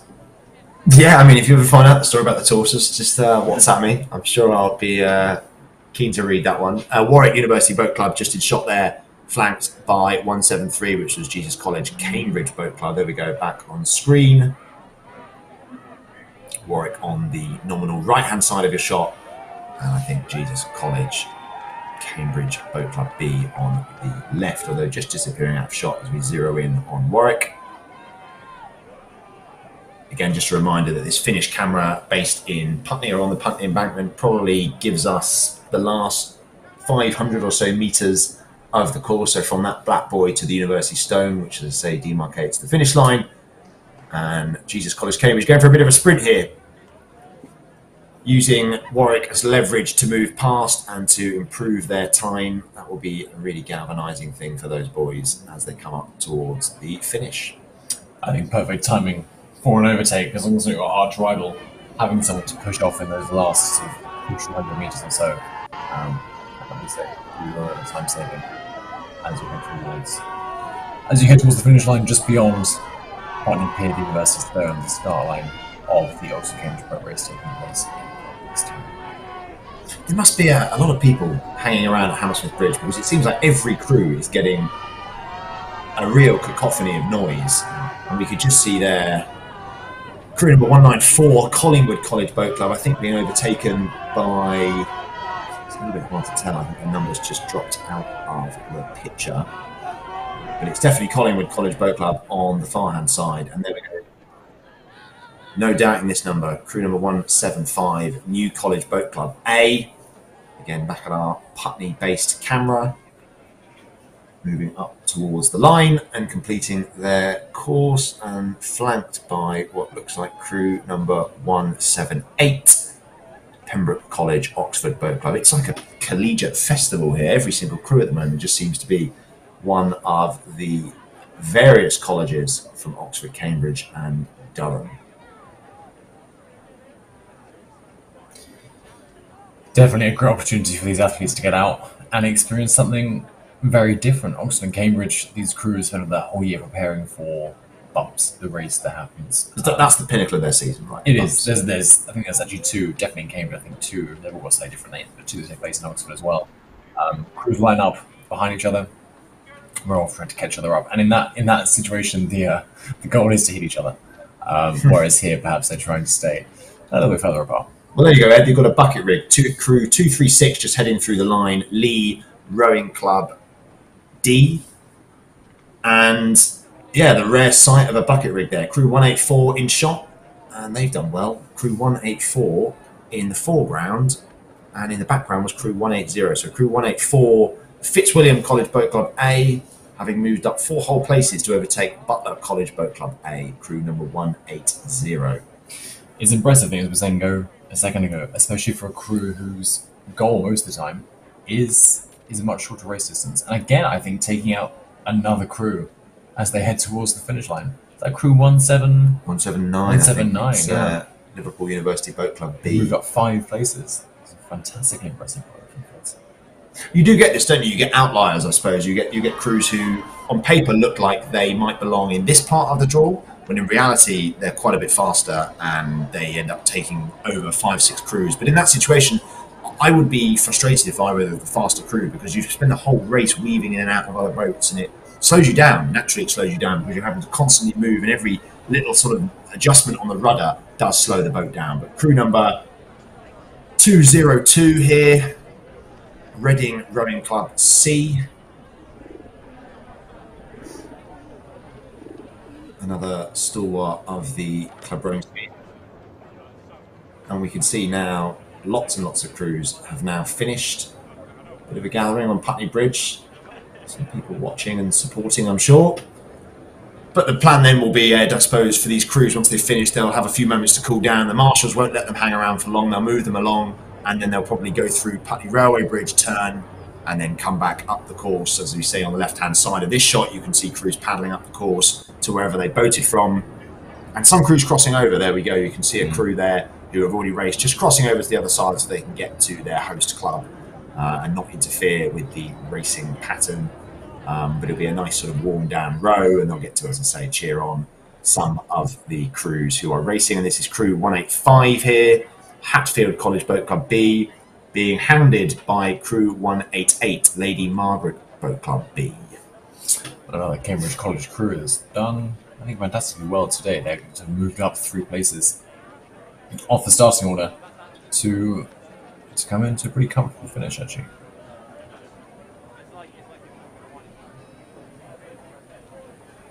Yeah, not on the preferred line, though, to be fair. They're probably a little bit wide there. And we can see crew number 192. Wow, there we go. That is a steam train. Cardiff University Rowing Club A. Absolutely flying along. Interesting to see Cardiff's first crew this far down the pecking order. I was just thinking it's an interesting place for them to be starting. But what they have done, to their credit, is found the best line of all these 3 crews. They've pushed the others out of the way to the side. And they're sort of gaining the double benefit from that, of pushing past and getting the motivation of putting past on the crew, but also having the faster water that can save you a good few seconds on a split. And they look like they're perhaps underrating the other 2 crews as well, which just gives you the sense that there's a bit more power, a bit more composure, a little bit more yield on every stroke for those Cardiff boys, and it's paying dividends at the moment because they have managed to sweep through the field and make good progress as they approach the finish line. So we'll pan back to Hammersmith. There we go, a throng of boats 4 abreast here, and it's hard. The dimensions of this shot are quite hard to predict as to how close one crew is from another. You've got to hope there's a bit of a fair distance, because otherwise we're going to get some clashing very soon. Definitely. It always comes back to that line. Every single crew is aiming for the same inch of water, and if the draw isn't perfectly choreographed, you're going to get the overtaking. Here you've got 4 crews all coming together in a fairly short space of river. There's going to be some haggling for the best water. Yeah, again, pretty hard to tell the bow numbers from this zoomed out shot. But we do have a selection of international crews around the numbers 204, 05, 06 and 07. Ruder Club from Switzerland, Akademische Ruderverbindung on Westfalen from Germany, and then Münchner Ruder Club von 1880 eingetragener Verein Germany from 206. But that, to me, Ed, looks like Kingston Rowing Club in the background, crew number 22. Or maybe actually, I think that might be Staines. Again, quite hard to tell. Quite hard to tell from here. You see there the start line. Marshals just giving crews guidance, giving crews instructions as they pass through Chiswick Bridge.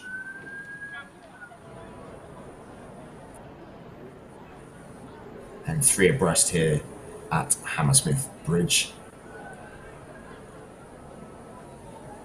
Which begs the question, we can only see the relative speeds here, but you would think then, looking at this picture, Ed, that the crew on the far left of this group are the fastest.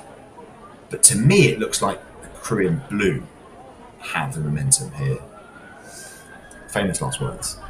Commentator's curse, perhaps. But bear in mind, by this point in the race, crews are looking to have done at least 4, pushing towards 5 kilometres of rowing. And if crews have started 15 seconds apart, the relative speeds might not actually be that different, which is why some of this overtaking can be so drawn out. You're not going to want to get overtaken in most cases. And the crew doing the overtaking is going to want to do everything they can to get past you. But yeah, I think Tommy, right. I think the crew in blue, whether they started out in front, whether they're actually sort of carved a path through the middle of those two crews, which is a very bold thing for the Cox to do, looks to be getting away from the pack. Bold, but it seems to have worked. I think that's Twickenham Rowing Club in the foreground, and then crew number 217, potentially Neptune Boat Club, who are now cutting right across into the water of the crew that they've just overtaken. Again, bold coxing there from Neptune Rowing Club, bow number 217. And then you can see crews just disappearing over the flank of Hammersmith Bridge. Bit of a gap in racing.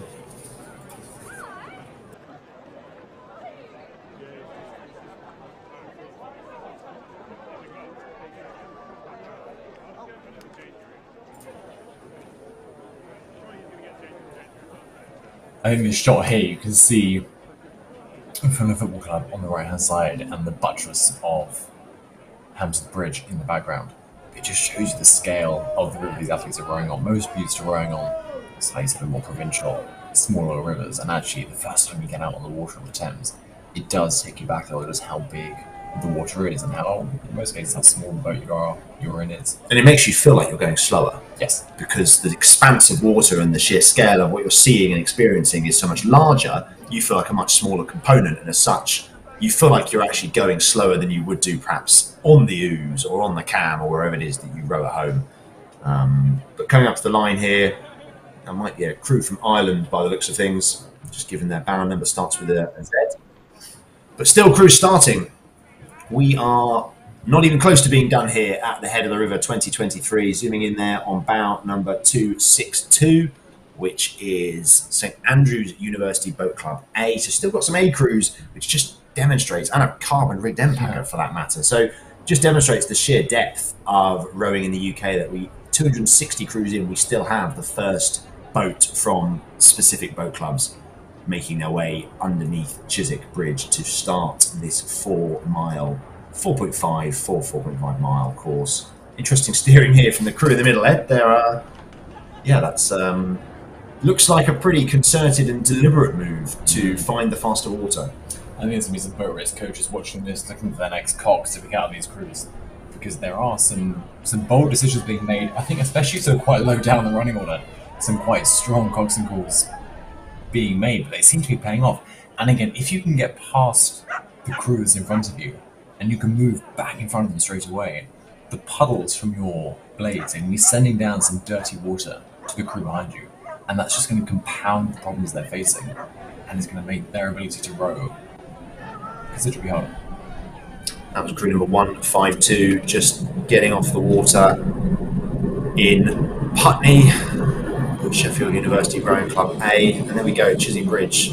Still very much playing host to a wealth of crews who have been waiting now, Ed, in the cold, in the rain for several hours, and they'll be desperate to get underway. Crew 205 on shot at the moment. I think it looks to me like, I was going to say Broxbourne, I'm glad I didn't. It's Westfalen from Germany, and it is great to see. I've said it a couple of times, but I mean it. It's great to see crews from Europe coming to race at the head of the river. It just shows and bringing their own boats. Even more importantly, Munster from Germany bringing their own boats. It's great to see them coming and supporting this event and trying to pit their wits against the best that the Brits have to offer. And we so often talk about Henley Regatta and the international pedigree that attracts, but the head of the river, the roster is full of crews from Switzerland, from France, from Germany, from Ireland, from Scotland. Especially relevant for those international crews, but also for the domestic crews. Anyone sort of outside of the racecourse itself, sort of the 25, 30 clubs that actually line the racecourse, every other club has to find themselves a host crew, a club that's going to look after the crew, going to give them somewhere to sort their boat, their blades, ideally some car parking space, all these things to take into account. I think it reflects back on that idea of the rowing community being one that really does care, because without the sort of generosity of the clubs on the tidal Thames, events like this wouldn't be able to take place. Northampton Rowing Club in shot. Their A crew, bow number 232.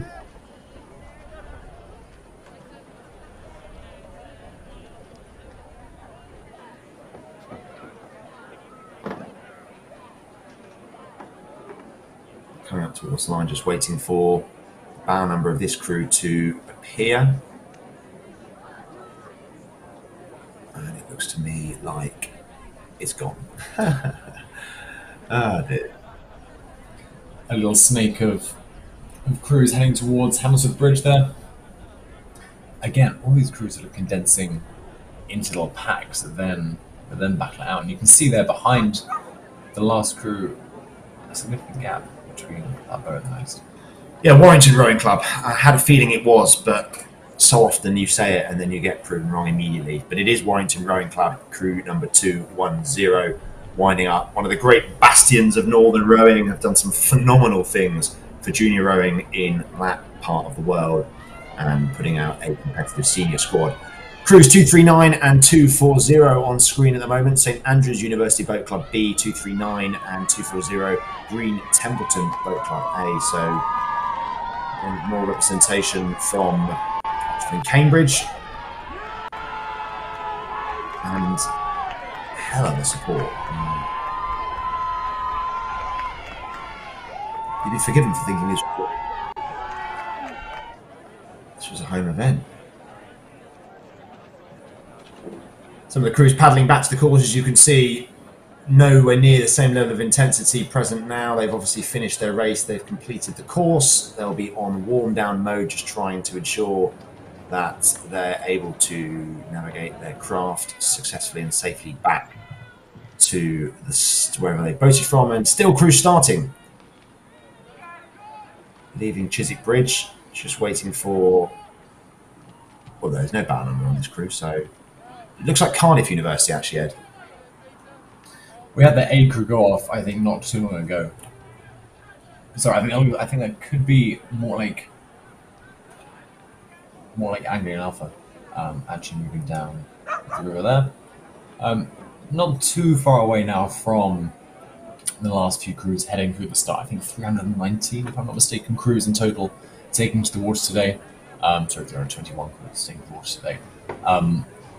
Which means we're heading towards the end of proceedings. But of course, actually, it's going to be a good 20 minutes from when the last crew passes through the start when they finish at Putney.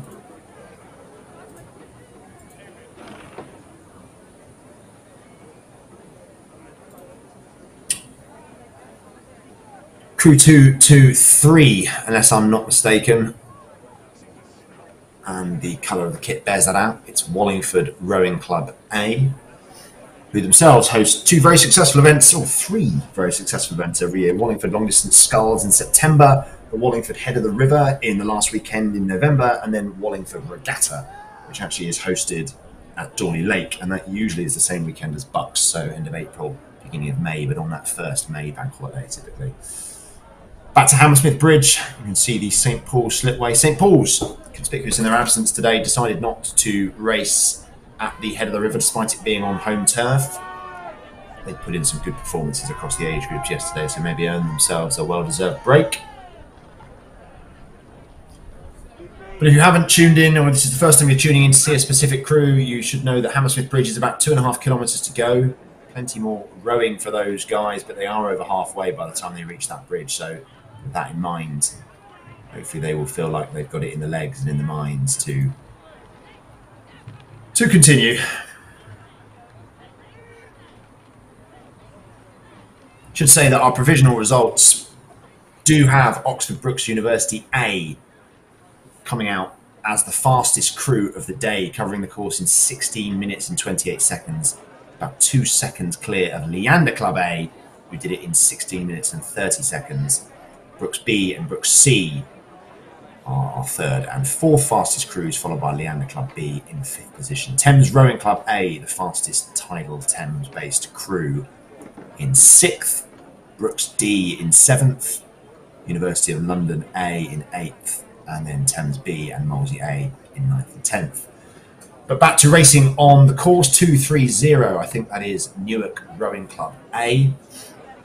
Crew and a club I remember fondly from my junior rowing days. They had a particularly effective junior quad that we would butt heads against fairly regularly, and always producing good competitive athletes and boats from the Midlands, just down the road from home Pierpont, which of course was until maybe still is, our National Rowing Centre. Chiswick Bridge. No crews coming through at the moment, although there we go. Still crews starting, Ed.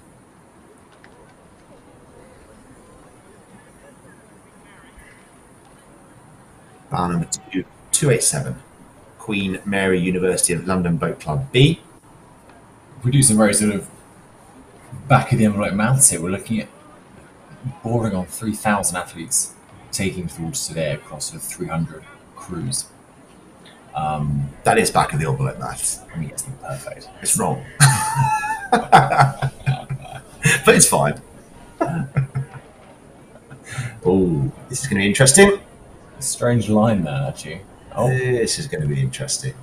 maybe our camera angle. It's deceptive. Yeah. No, I don't think it was. I think they were pretty close to each other, those two crews. I think we've got a rudder bubble on Cox that perhaps should have had an extra coffee this morning. Yeah, it's 255, isn't it? The faster of the two crews. 255 from Swansea University, overtaking the Union Nautique from Brussels in Belgium. Crew number 250.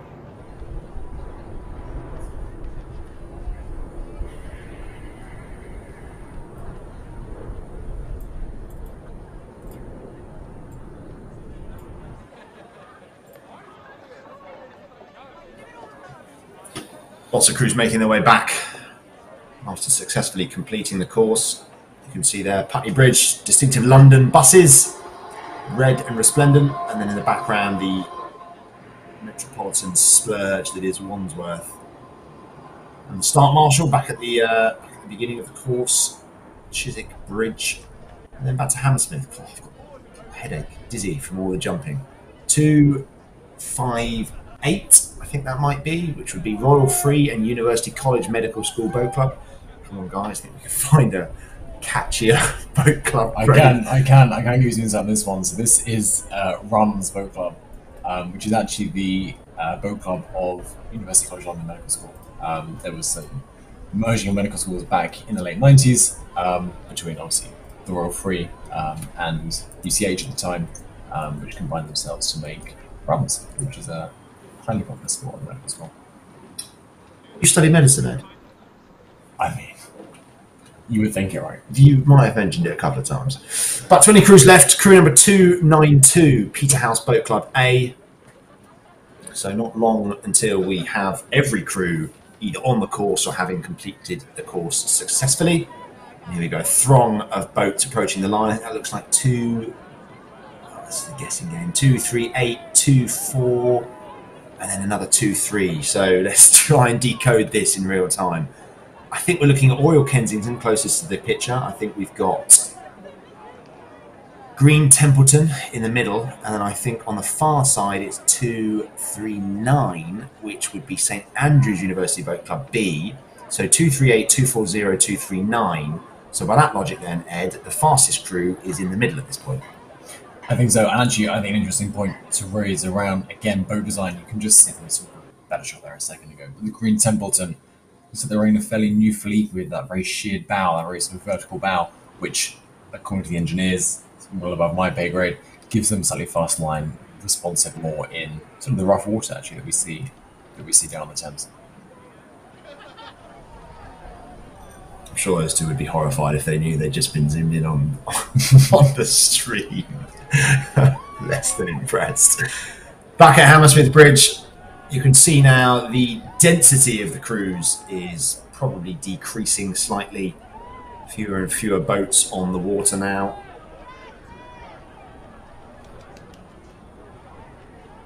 But for these crews, there's probably around 10 to 12 minutes left of rowing. So by no means over and by no means time to switch off. This is really where you can gain a lot of time. And if you look at the split times, once all the times are published later today, you'll be able to see which crews perhaps went out a bit too hard and which crews reserved a little bit of energy for the second half and were able to gain valuable seconds. There we go, Chiswick Bridge.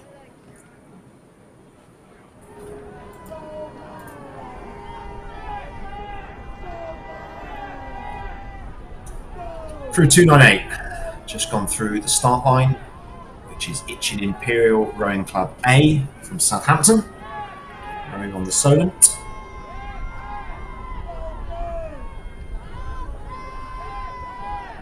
Two crews traversing underneath Hammersmith Bridge. And bow number 244.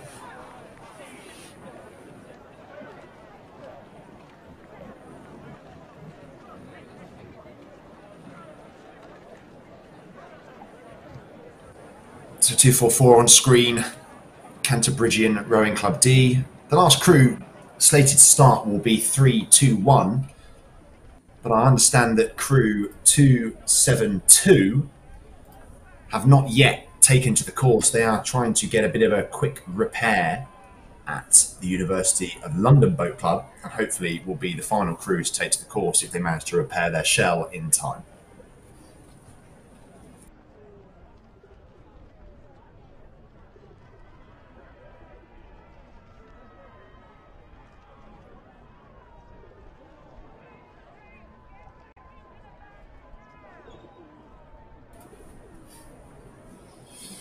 Another crew then just passing underneath Hammersmith Bridge. I think just flipping back up to the start. That looks like a 3 at the start to me.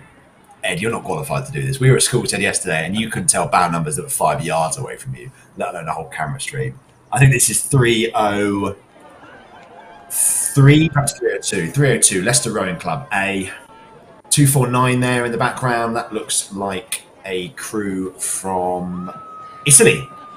Canatieri Limite, probably both are wrong. But a crew from Italy again. Fantastic to see them coming over. And then I think that's Royal Chester in the foreground.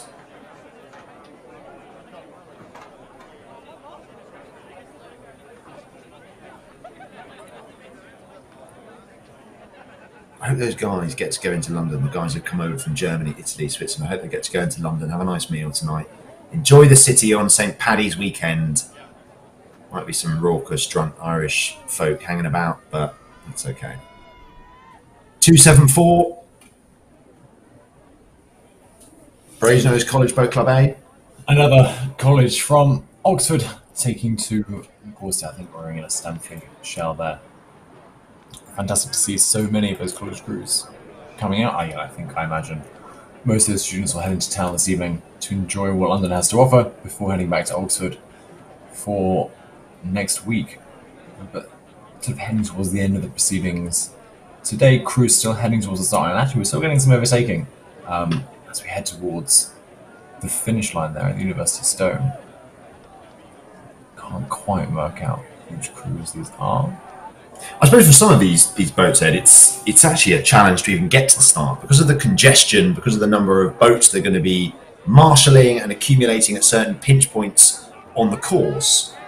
The danger and risk of actually losing a part of your boat or damaging your boat on the way to the start is so high that for some of these crews, just getting over the start line is an achievement in and of itself. Absolutely, and I think that sort of running the gauntlet there starts before you actually arrive in London for your race. Every now and then you see horrendous photos of boats that have fallen off trailers. For those that don't know, boats are sort of basically trailed around and strapped to essentially scaffolding on the back of a flatbed trailer. And every now and then, if the straps aren't quite tight enough, they fall off on the M4, and it's an absolute disaster. It can be a little bit of a nervous time. I often hear coaches getting quite nervous when boats are being moved around. But yeah, like you say, getting to the start line in one piece and being able to row sort of unfazed. You don't have to snap an oar for it to be a disaster, but being stressed and being worried about what's going on around you can really derail you ahead of a race. Well, if you are tuning in for the first time to our Head of the River live stream, you can see here in shot crew number 208 who have already completed the course. So that should give you a sense that we are nearing the end of proceedings here today. Crew number 282 in shot now, which is Bath University Boat Club C. And they look like to have overtaken crew number 278, who are University College London Boat Club D. And this is our shots from Hammersmith Bridge, or was. And we're now back at Chiswick Bridge, which is crew 313, just coming through the line. Vesta Rowing Club F, so their 6th ranked boat today. But natural advantage for those guys. They'll know this course, they'll have been training on it throughout the winter season, so they will have, even if it's a couple of seconds, they should have a bit of an advantage. And the other advantage, of course, offered to a club that can field 6/8 comfortably for this race is the ability of these clubs to compete side by side and train side by side. Yeah, it's the contrast there between crews who are starting, Vesta, and crews who are just coming up towards the finish. Crew number 250, by the looks of things, which is the crew from Brussels. And on the far side, crew number 258, I think it might be your friends from the medical school. Indeed, Rum's Boat Club there. Trying to hold off their international competition. Instead of, I think, international competition throws a little bit of a wild card for crews. You can sort of give yourself a rough ranking of perhaps where crew speed will be before race day, but throw in some international competition, throw in some perhaps slightly lesser known boat clubs like Rum's, and you end up with this rough scaffold of where crews might sit. But then you throw in some unknowns in there, and it makes the racing, so everyone staring down at their phones, waiting for the results to refresh, so intense. Furnival Sculling Club B 318. We are very close now to having every single crew on the roster passing underneath Chiswick Bridge and beginning their journey to Putney Bridge. Just a few crews away from that point now. Hammersmith Bridge on camera in situ as we speak. And it looks to me like it's too difficult for me to actually tell, but that looks maybe like a Nottingham University Boat Club crew. Maybe crew 286 we're looking at here, Nottingham University Boat Club D. And here we are, the accolade of being the final crew to race the course, crew number 321. So, ladies and gentlemen, we are complete. All of our crews are now either finished or on the course. 321, Oriel Kensington Rowing Club D. They'll have been waiting for several hours at this point to compete and will be itching to get out there and show the world what they are worth. Back to the finish line. Crews making their way up towards the, final 20, 30 strokes of what's probably been an epic battle of wits, physicality, minds, coxing lines. I think in shot here, crew number 275 potentially. And that's crew 268 over there from University of York. And you can see it there just a second ago. In fact, right in front of you there on the crew in front of the little yellow box, staring up at the cox's face. You can see him looking down there. It's giving him some basic data. How many times is it a minute? The crew are taking a stroke, perhaps what speed they're doing. That's expressed as a split, so how long it takes them to do 500 meters. And that'll give the coxes a good gauge of where they are in their race plan, how their crew are responding to the conditions. Of course, the other thing that we can see from a slightly wider shot there is that the tide has gone down quite significantly over the last couple of hours. Crews racing on lower water than they did earlier in the day, perhaps affecting times ever so slightly. Yeah, crew 270, I think we've got in shot there. Warwick University Boat Club C, closest to the camera.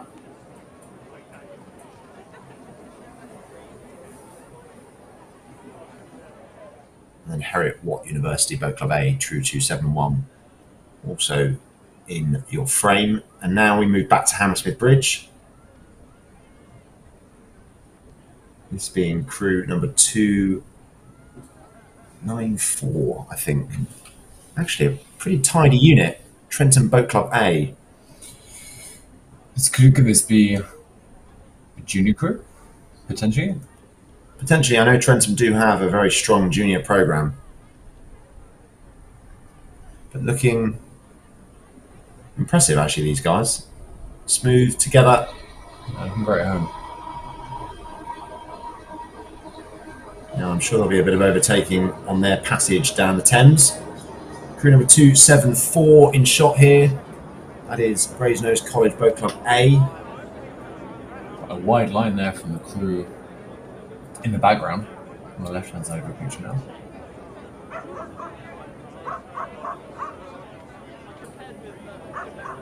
That might be Cardiff University, potentially. Looks like their kit, looks like their blades. Can't confirm because the bound number is out of shot, but it looks like it might have been Cardiff University, crew number 277. Yeah. The best representation we had there of just how far the tide has dropped. This is perhaps, I don't want to say the only, but one of very few places in the UK where rowers are rowing on tidal water. You can see a crew there coming up the steps of Tidal Scholar School, and a crew from Emmanuel College, Cambridge, crew 279, making their way down the course. And the chap in the 2-seat looking out the boat, that probably won't help his cause. Every time you look out the boat, you just lose that microsecond of synchronicity between you and the chap in front of you.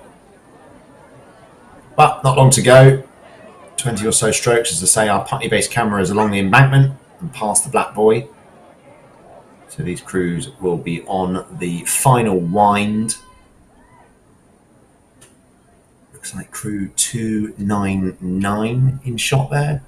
Gravesend Rowing Club A, crew 297, Globe Rowing Club B, and then crew 300, Furnival Sculling Club A, all in shot.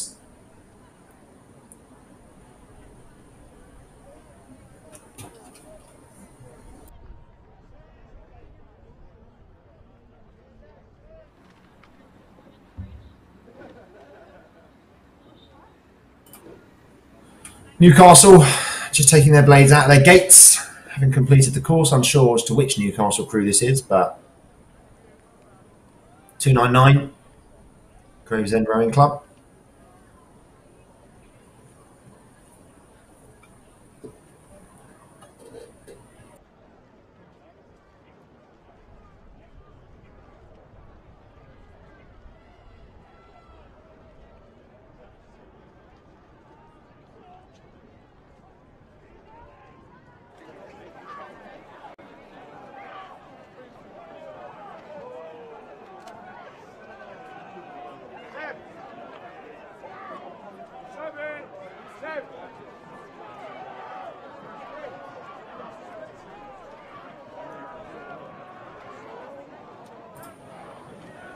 Crew number 282,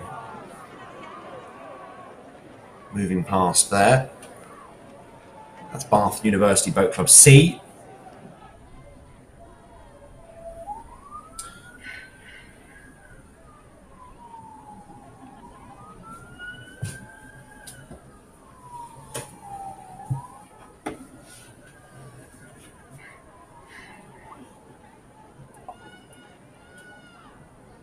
I think worth reflecting as well.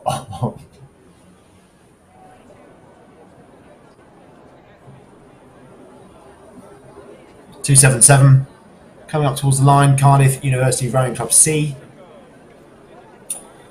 I think we're worth reflecting as well on the fact that it's a long 20-minute race in some cases, but actually once this crews get off the water, it's not over for them. You can't quite chuck the balls in the bag as you do in football and walk home.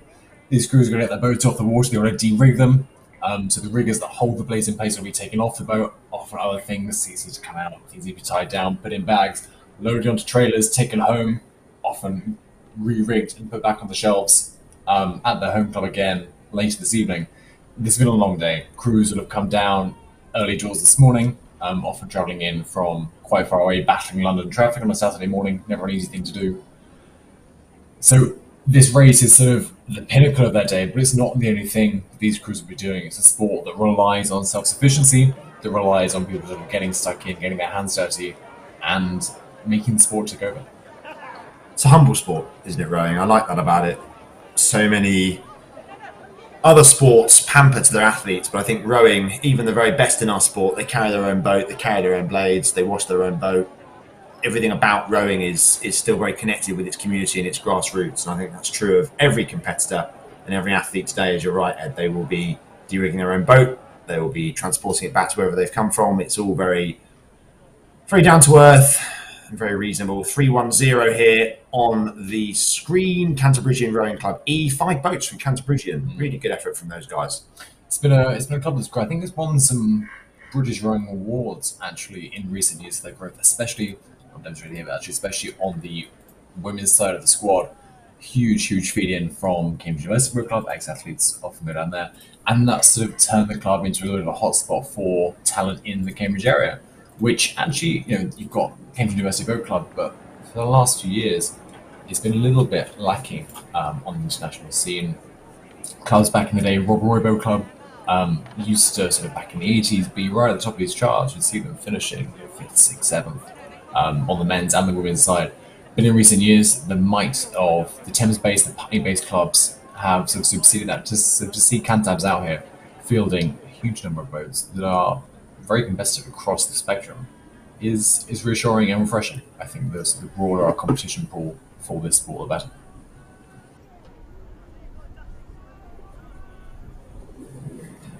So, I think we're going to hand to Archie, our roving reporter. He's got Newcastle University Boat Club with him. Archie, handing to you. Great, thank you, Tom. I'm here with Teeb and Harvey from the Newcastle Second 8. First of all, boys, how was that race? Pretty well. Big pushes. Pretty quick.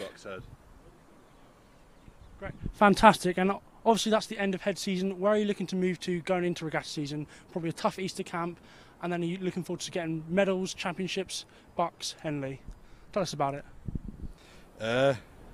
Hopefully, we're looking for an Inters medal towards Bucks. We'll keep moving through the field as the season goes on. I think we've made some good steps throughout the season so far. So. Great, fantastic. Thank you, boys. Well done on your race. And thank you, Tom. I'll be trying to grab as many as I can, trying to get more interviews, trying to tell you at home more about the race from the men that raced it.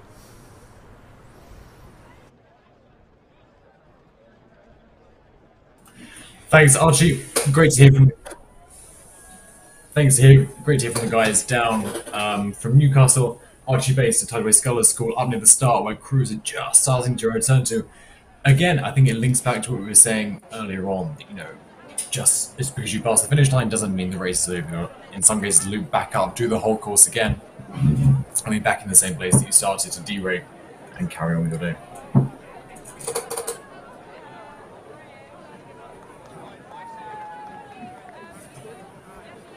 The last few crews approaching the finish line now. I think crew 292.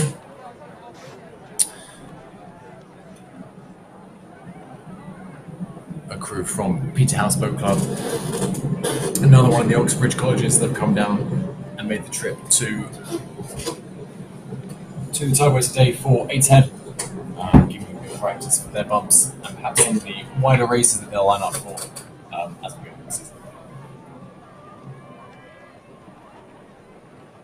I mean, frankly, I think we get caught up in rowing in this competitive mindset and performance focus, and I think most people in the world would consider completing a 4-mile rowing race as an achievement in and of itself. So everybody who does get through today and does make it to the finish line deserves a round of applause in my eyes, because I've rowed this course several times, and I can tell you now it is not an easy course to complete, even in perfect conditions, as today is probably fairly close to, despite our little rain shower earlier. But I think it's a phenomenal achievement for people to be getting down this course of varying ages and abilities. And we can just see here a cluster of crews coming towards the finish line, and you're looking now at the very last cruise on the course. You can just see in the background there the little motorboat launch following the last cruise down. The Finnish umpire rounding all that, making sure no one gets left behind. And so the last cruise approaching Hammersmith Bridge, probably in the last 8 or 9 minutes of this race. Crews will pass Hammersmith Bridge with just over 2.5 kilometres to go, and pass Harrods on their right. Fulham Football Club on the left-hand side, and then eventually they will reach the finish line, University Stone, and start on the boat race just beyond Putney. 301 coming up towards the line, Leicester University Boat Club A.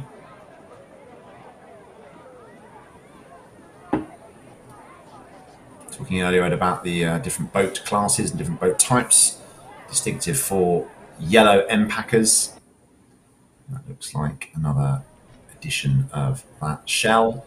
Crew 272. Now, we did talk about this crew earlier today. This is a crew from Rum's Boat Club, the medical school boat club that Ed's spoken about a couple of times. Now, we understand these guys had a bit of equipment failure approaching the start and were at UL, University of London, to get that repaired. We're pleased to say that they did get the repair they needed and are now out on the course and are our final crew of the day, Crew 272, Royal Free and University College Medical School Boat Club. A tough thing to come back from for any crew. You want your race day to go smoothly, without any bumps, without any hiccups. And actually, I'm not entirely sure what the damage was they had to repair, but to have to repair damage and have to, by the sounds of it, get out of the boat, get the toolkit out, flip the boat over, see what's going on, fix it, and then get back on the water. Even if you make it to start line on time, you're going to be in a little bit of trouble. You're going to be a little bit shaken, a little bit confused, perhaps put off your race mindset a little more than you would have liked. You can see there the last crew passing under the central span of Hammersmith Bridge. Closest spectators today, but an icon of the championship course. Yeah, probably 10 more minutes of rowing left for us today at the head of the river 2023. And coming up towards the line. Hard to see here. But it'll be a crew in the 300s. Perhaps Strathclyde, potentially. Just zooming in, 306, Marlow Rowing Club A. So just the last sort of 15 or so crews now, heading towards the finish line. Worth reflecting, perhaps, Tom, on the range of crews we've seen today. We started off with the Brooks, the Leander crews, the very best the UK has to offer. We've seen some of the best academic crews, the likes of UL, Imperial, Newcastle. And we've also seen a good splattering of international crews. There was some Spanish crews, some German crews, some, I think there was some Swiss crews in there as well. The whole range of what the rowing world has to offer has sort of coalesced on this stretch of river from Mortlake to Putney. Yeah, no, 308, another example, Scottish representation, Strathclyde University Boat Club A. And you're right, Ed, we have seen the full spectrum of our sport today, from, as you say, Olympians and people with multiple World Championship appearances, and in some cases World Championship gold, through to people who maybe this might be their first competitive outing on the tide. This could even be their first competitive race.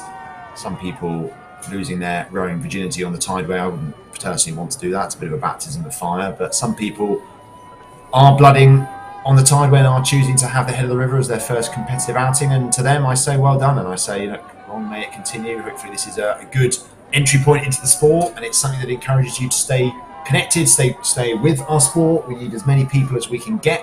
Rowing is rowing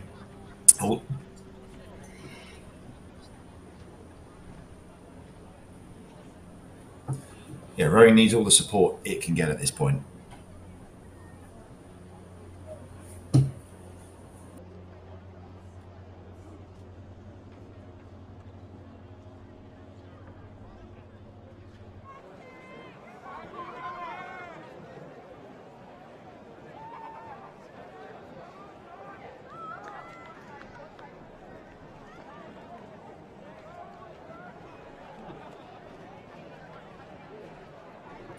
Crew number 309 coming up towards the line, London Otters Rowing Club A.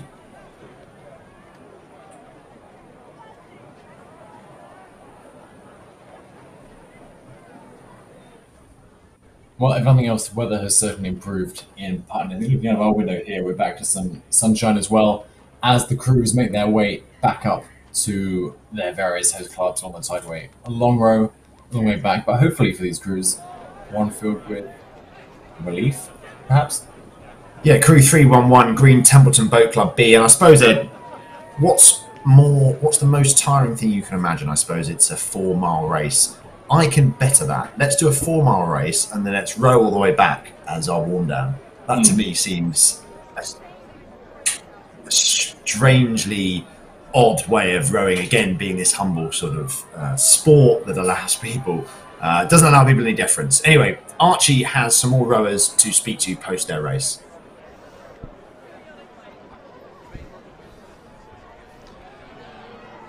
Great, thank you, Tom. I'm here with the Army Boat Club.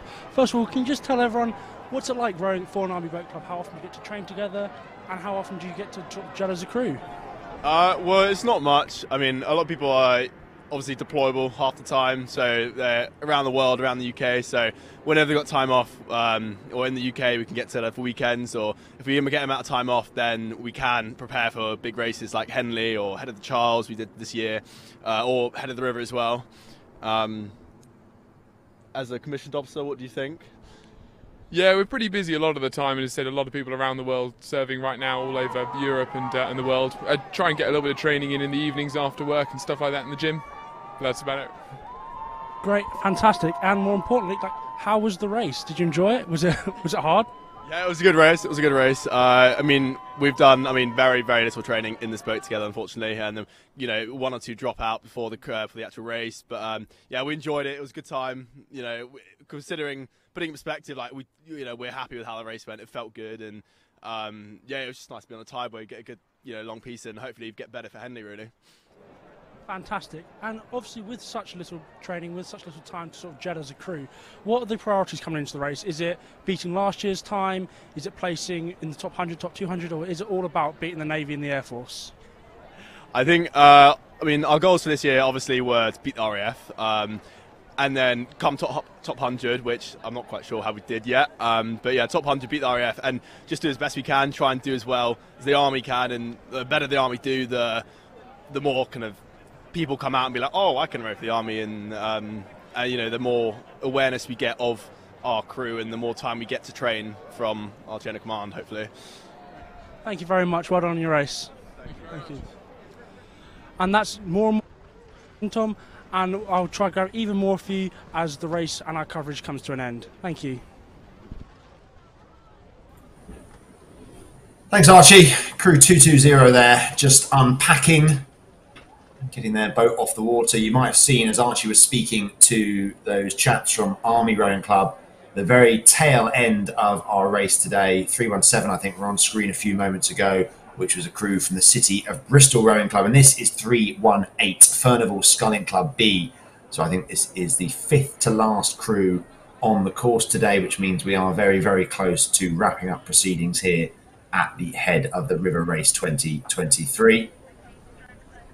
Crews now just paddling back in their hundreds to the various places that they had boated from. 319 now on screen, Broxbourne Rowing Club B.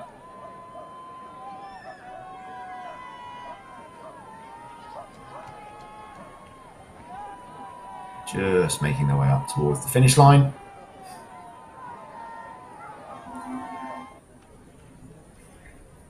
Again, you can just see he looks like a happy man, doesn't he? The bound of 232. I think that's Northampton Rowing Club. I would be happy if I were done with that race.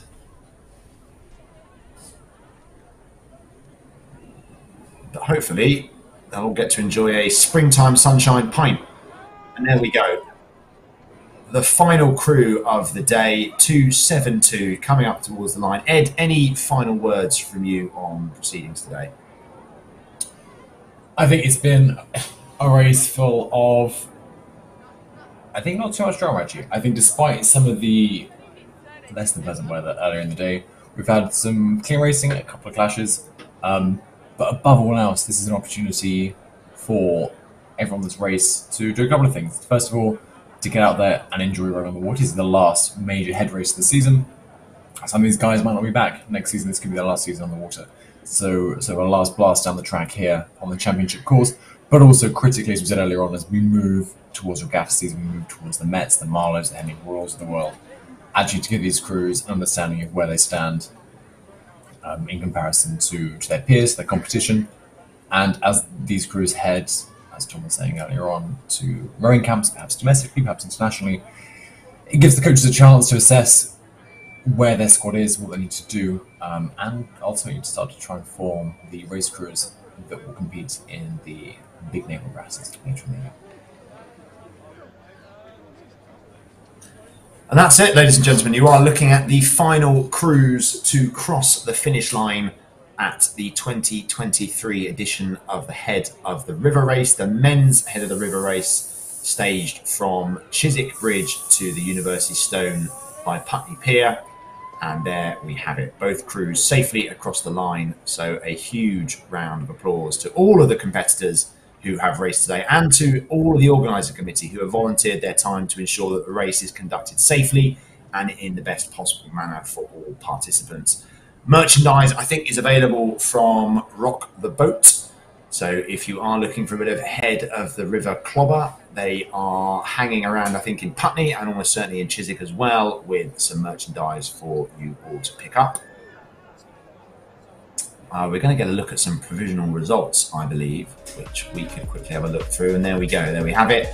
The headship retained by Oxford Brookes by just under 2 seconds ahead of Leander Club A, Brookes B in third, Leander in fifth, and Brookes C in fifth.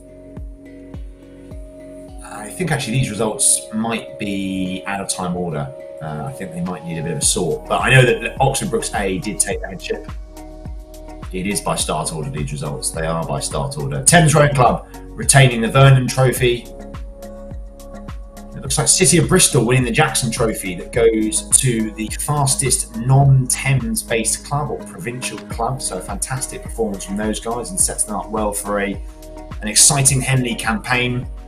But the big story of the day is Brookes pipping Leander by just under 2 seconds to the headship. So bragging rights to the boys from Oxford Brookes and Henry Bowhacker Webb, who will be able to sleep soundly tonight knowing that his boys have once again delivered the trophy.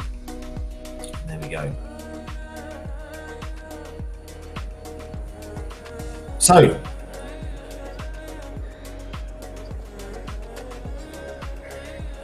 thank you everyone for joining us today for our Head of the River coverage. It's been a fantastic afternoon of racing. Credit to all of the athletes who were competing today and who've successfully navigated what is one of the most challenging courses in world rowing. Special thanks go to Ed, my co-commentator, and Archie, our roving reporter, for all of their contributions today. But otherwise, we look forward to reconvening at a regatta in the very near future.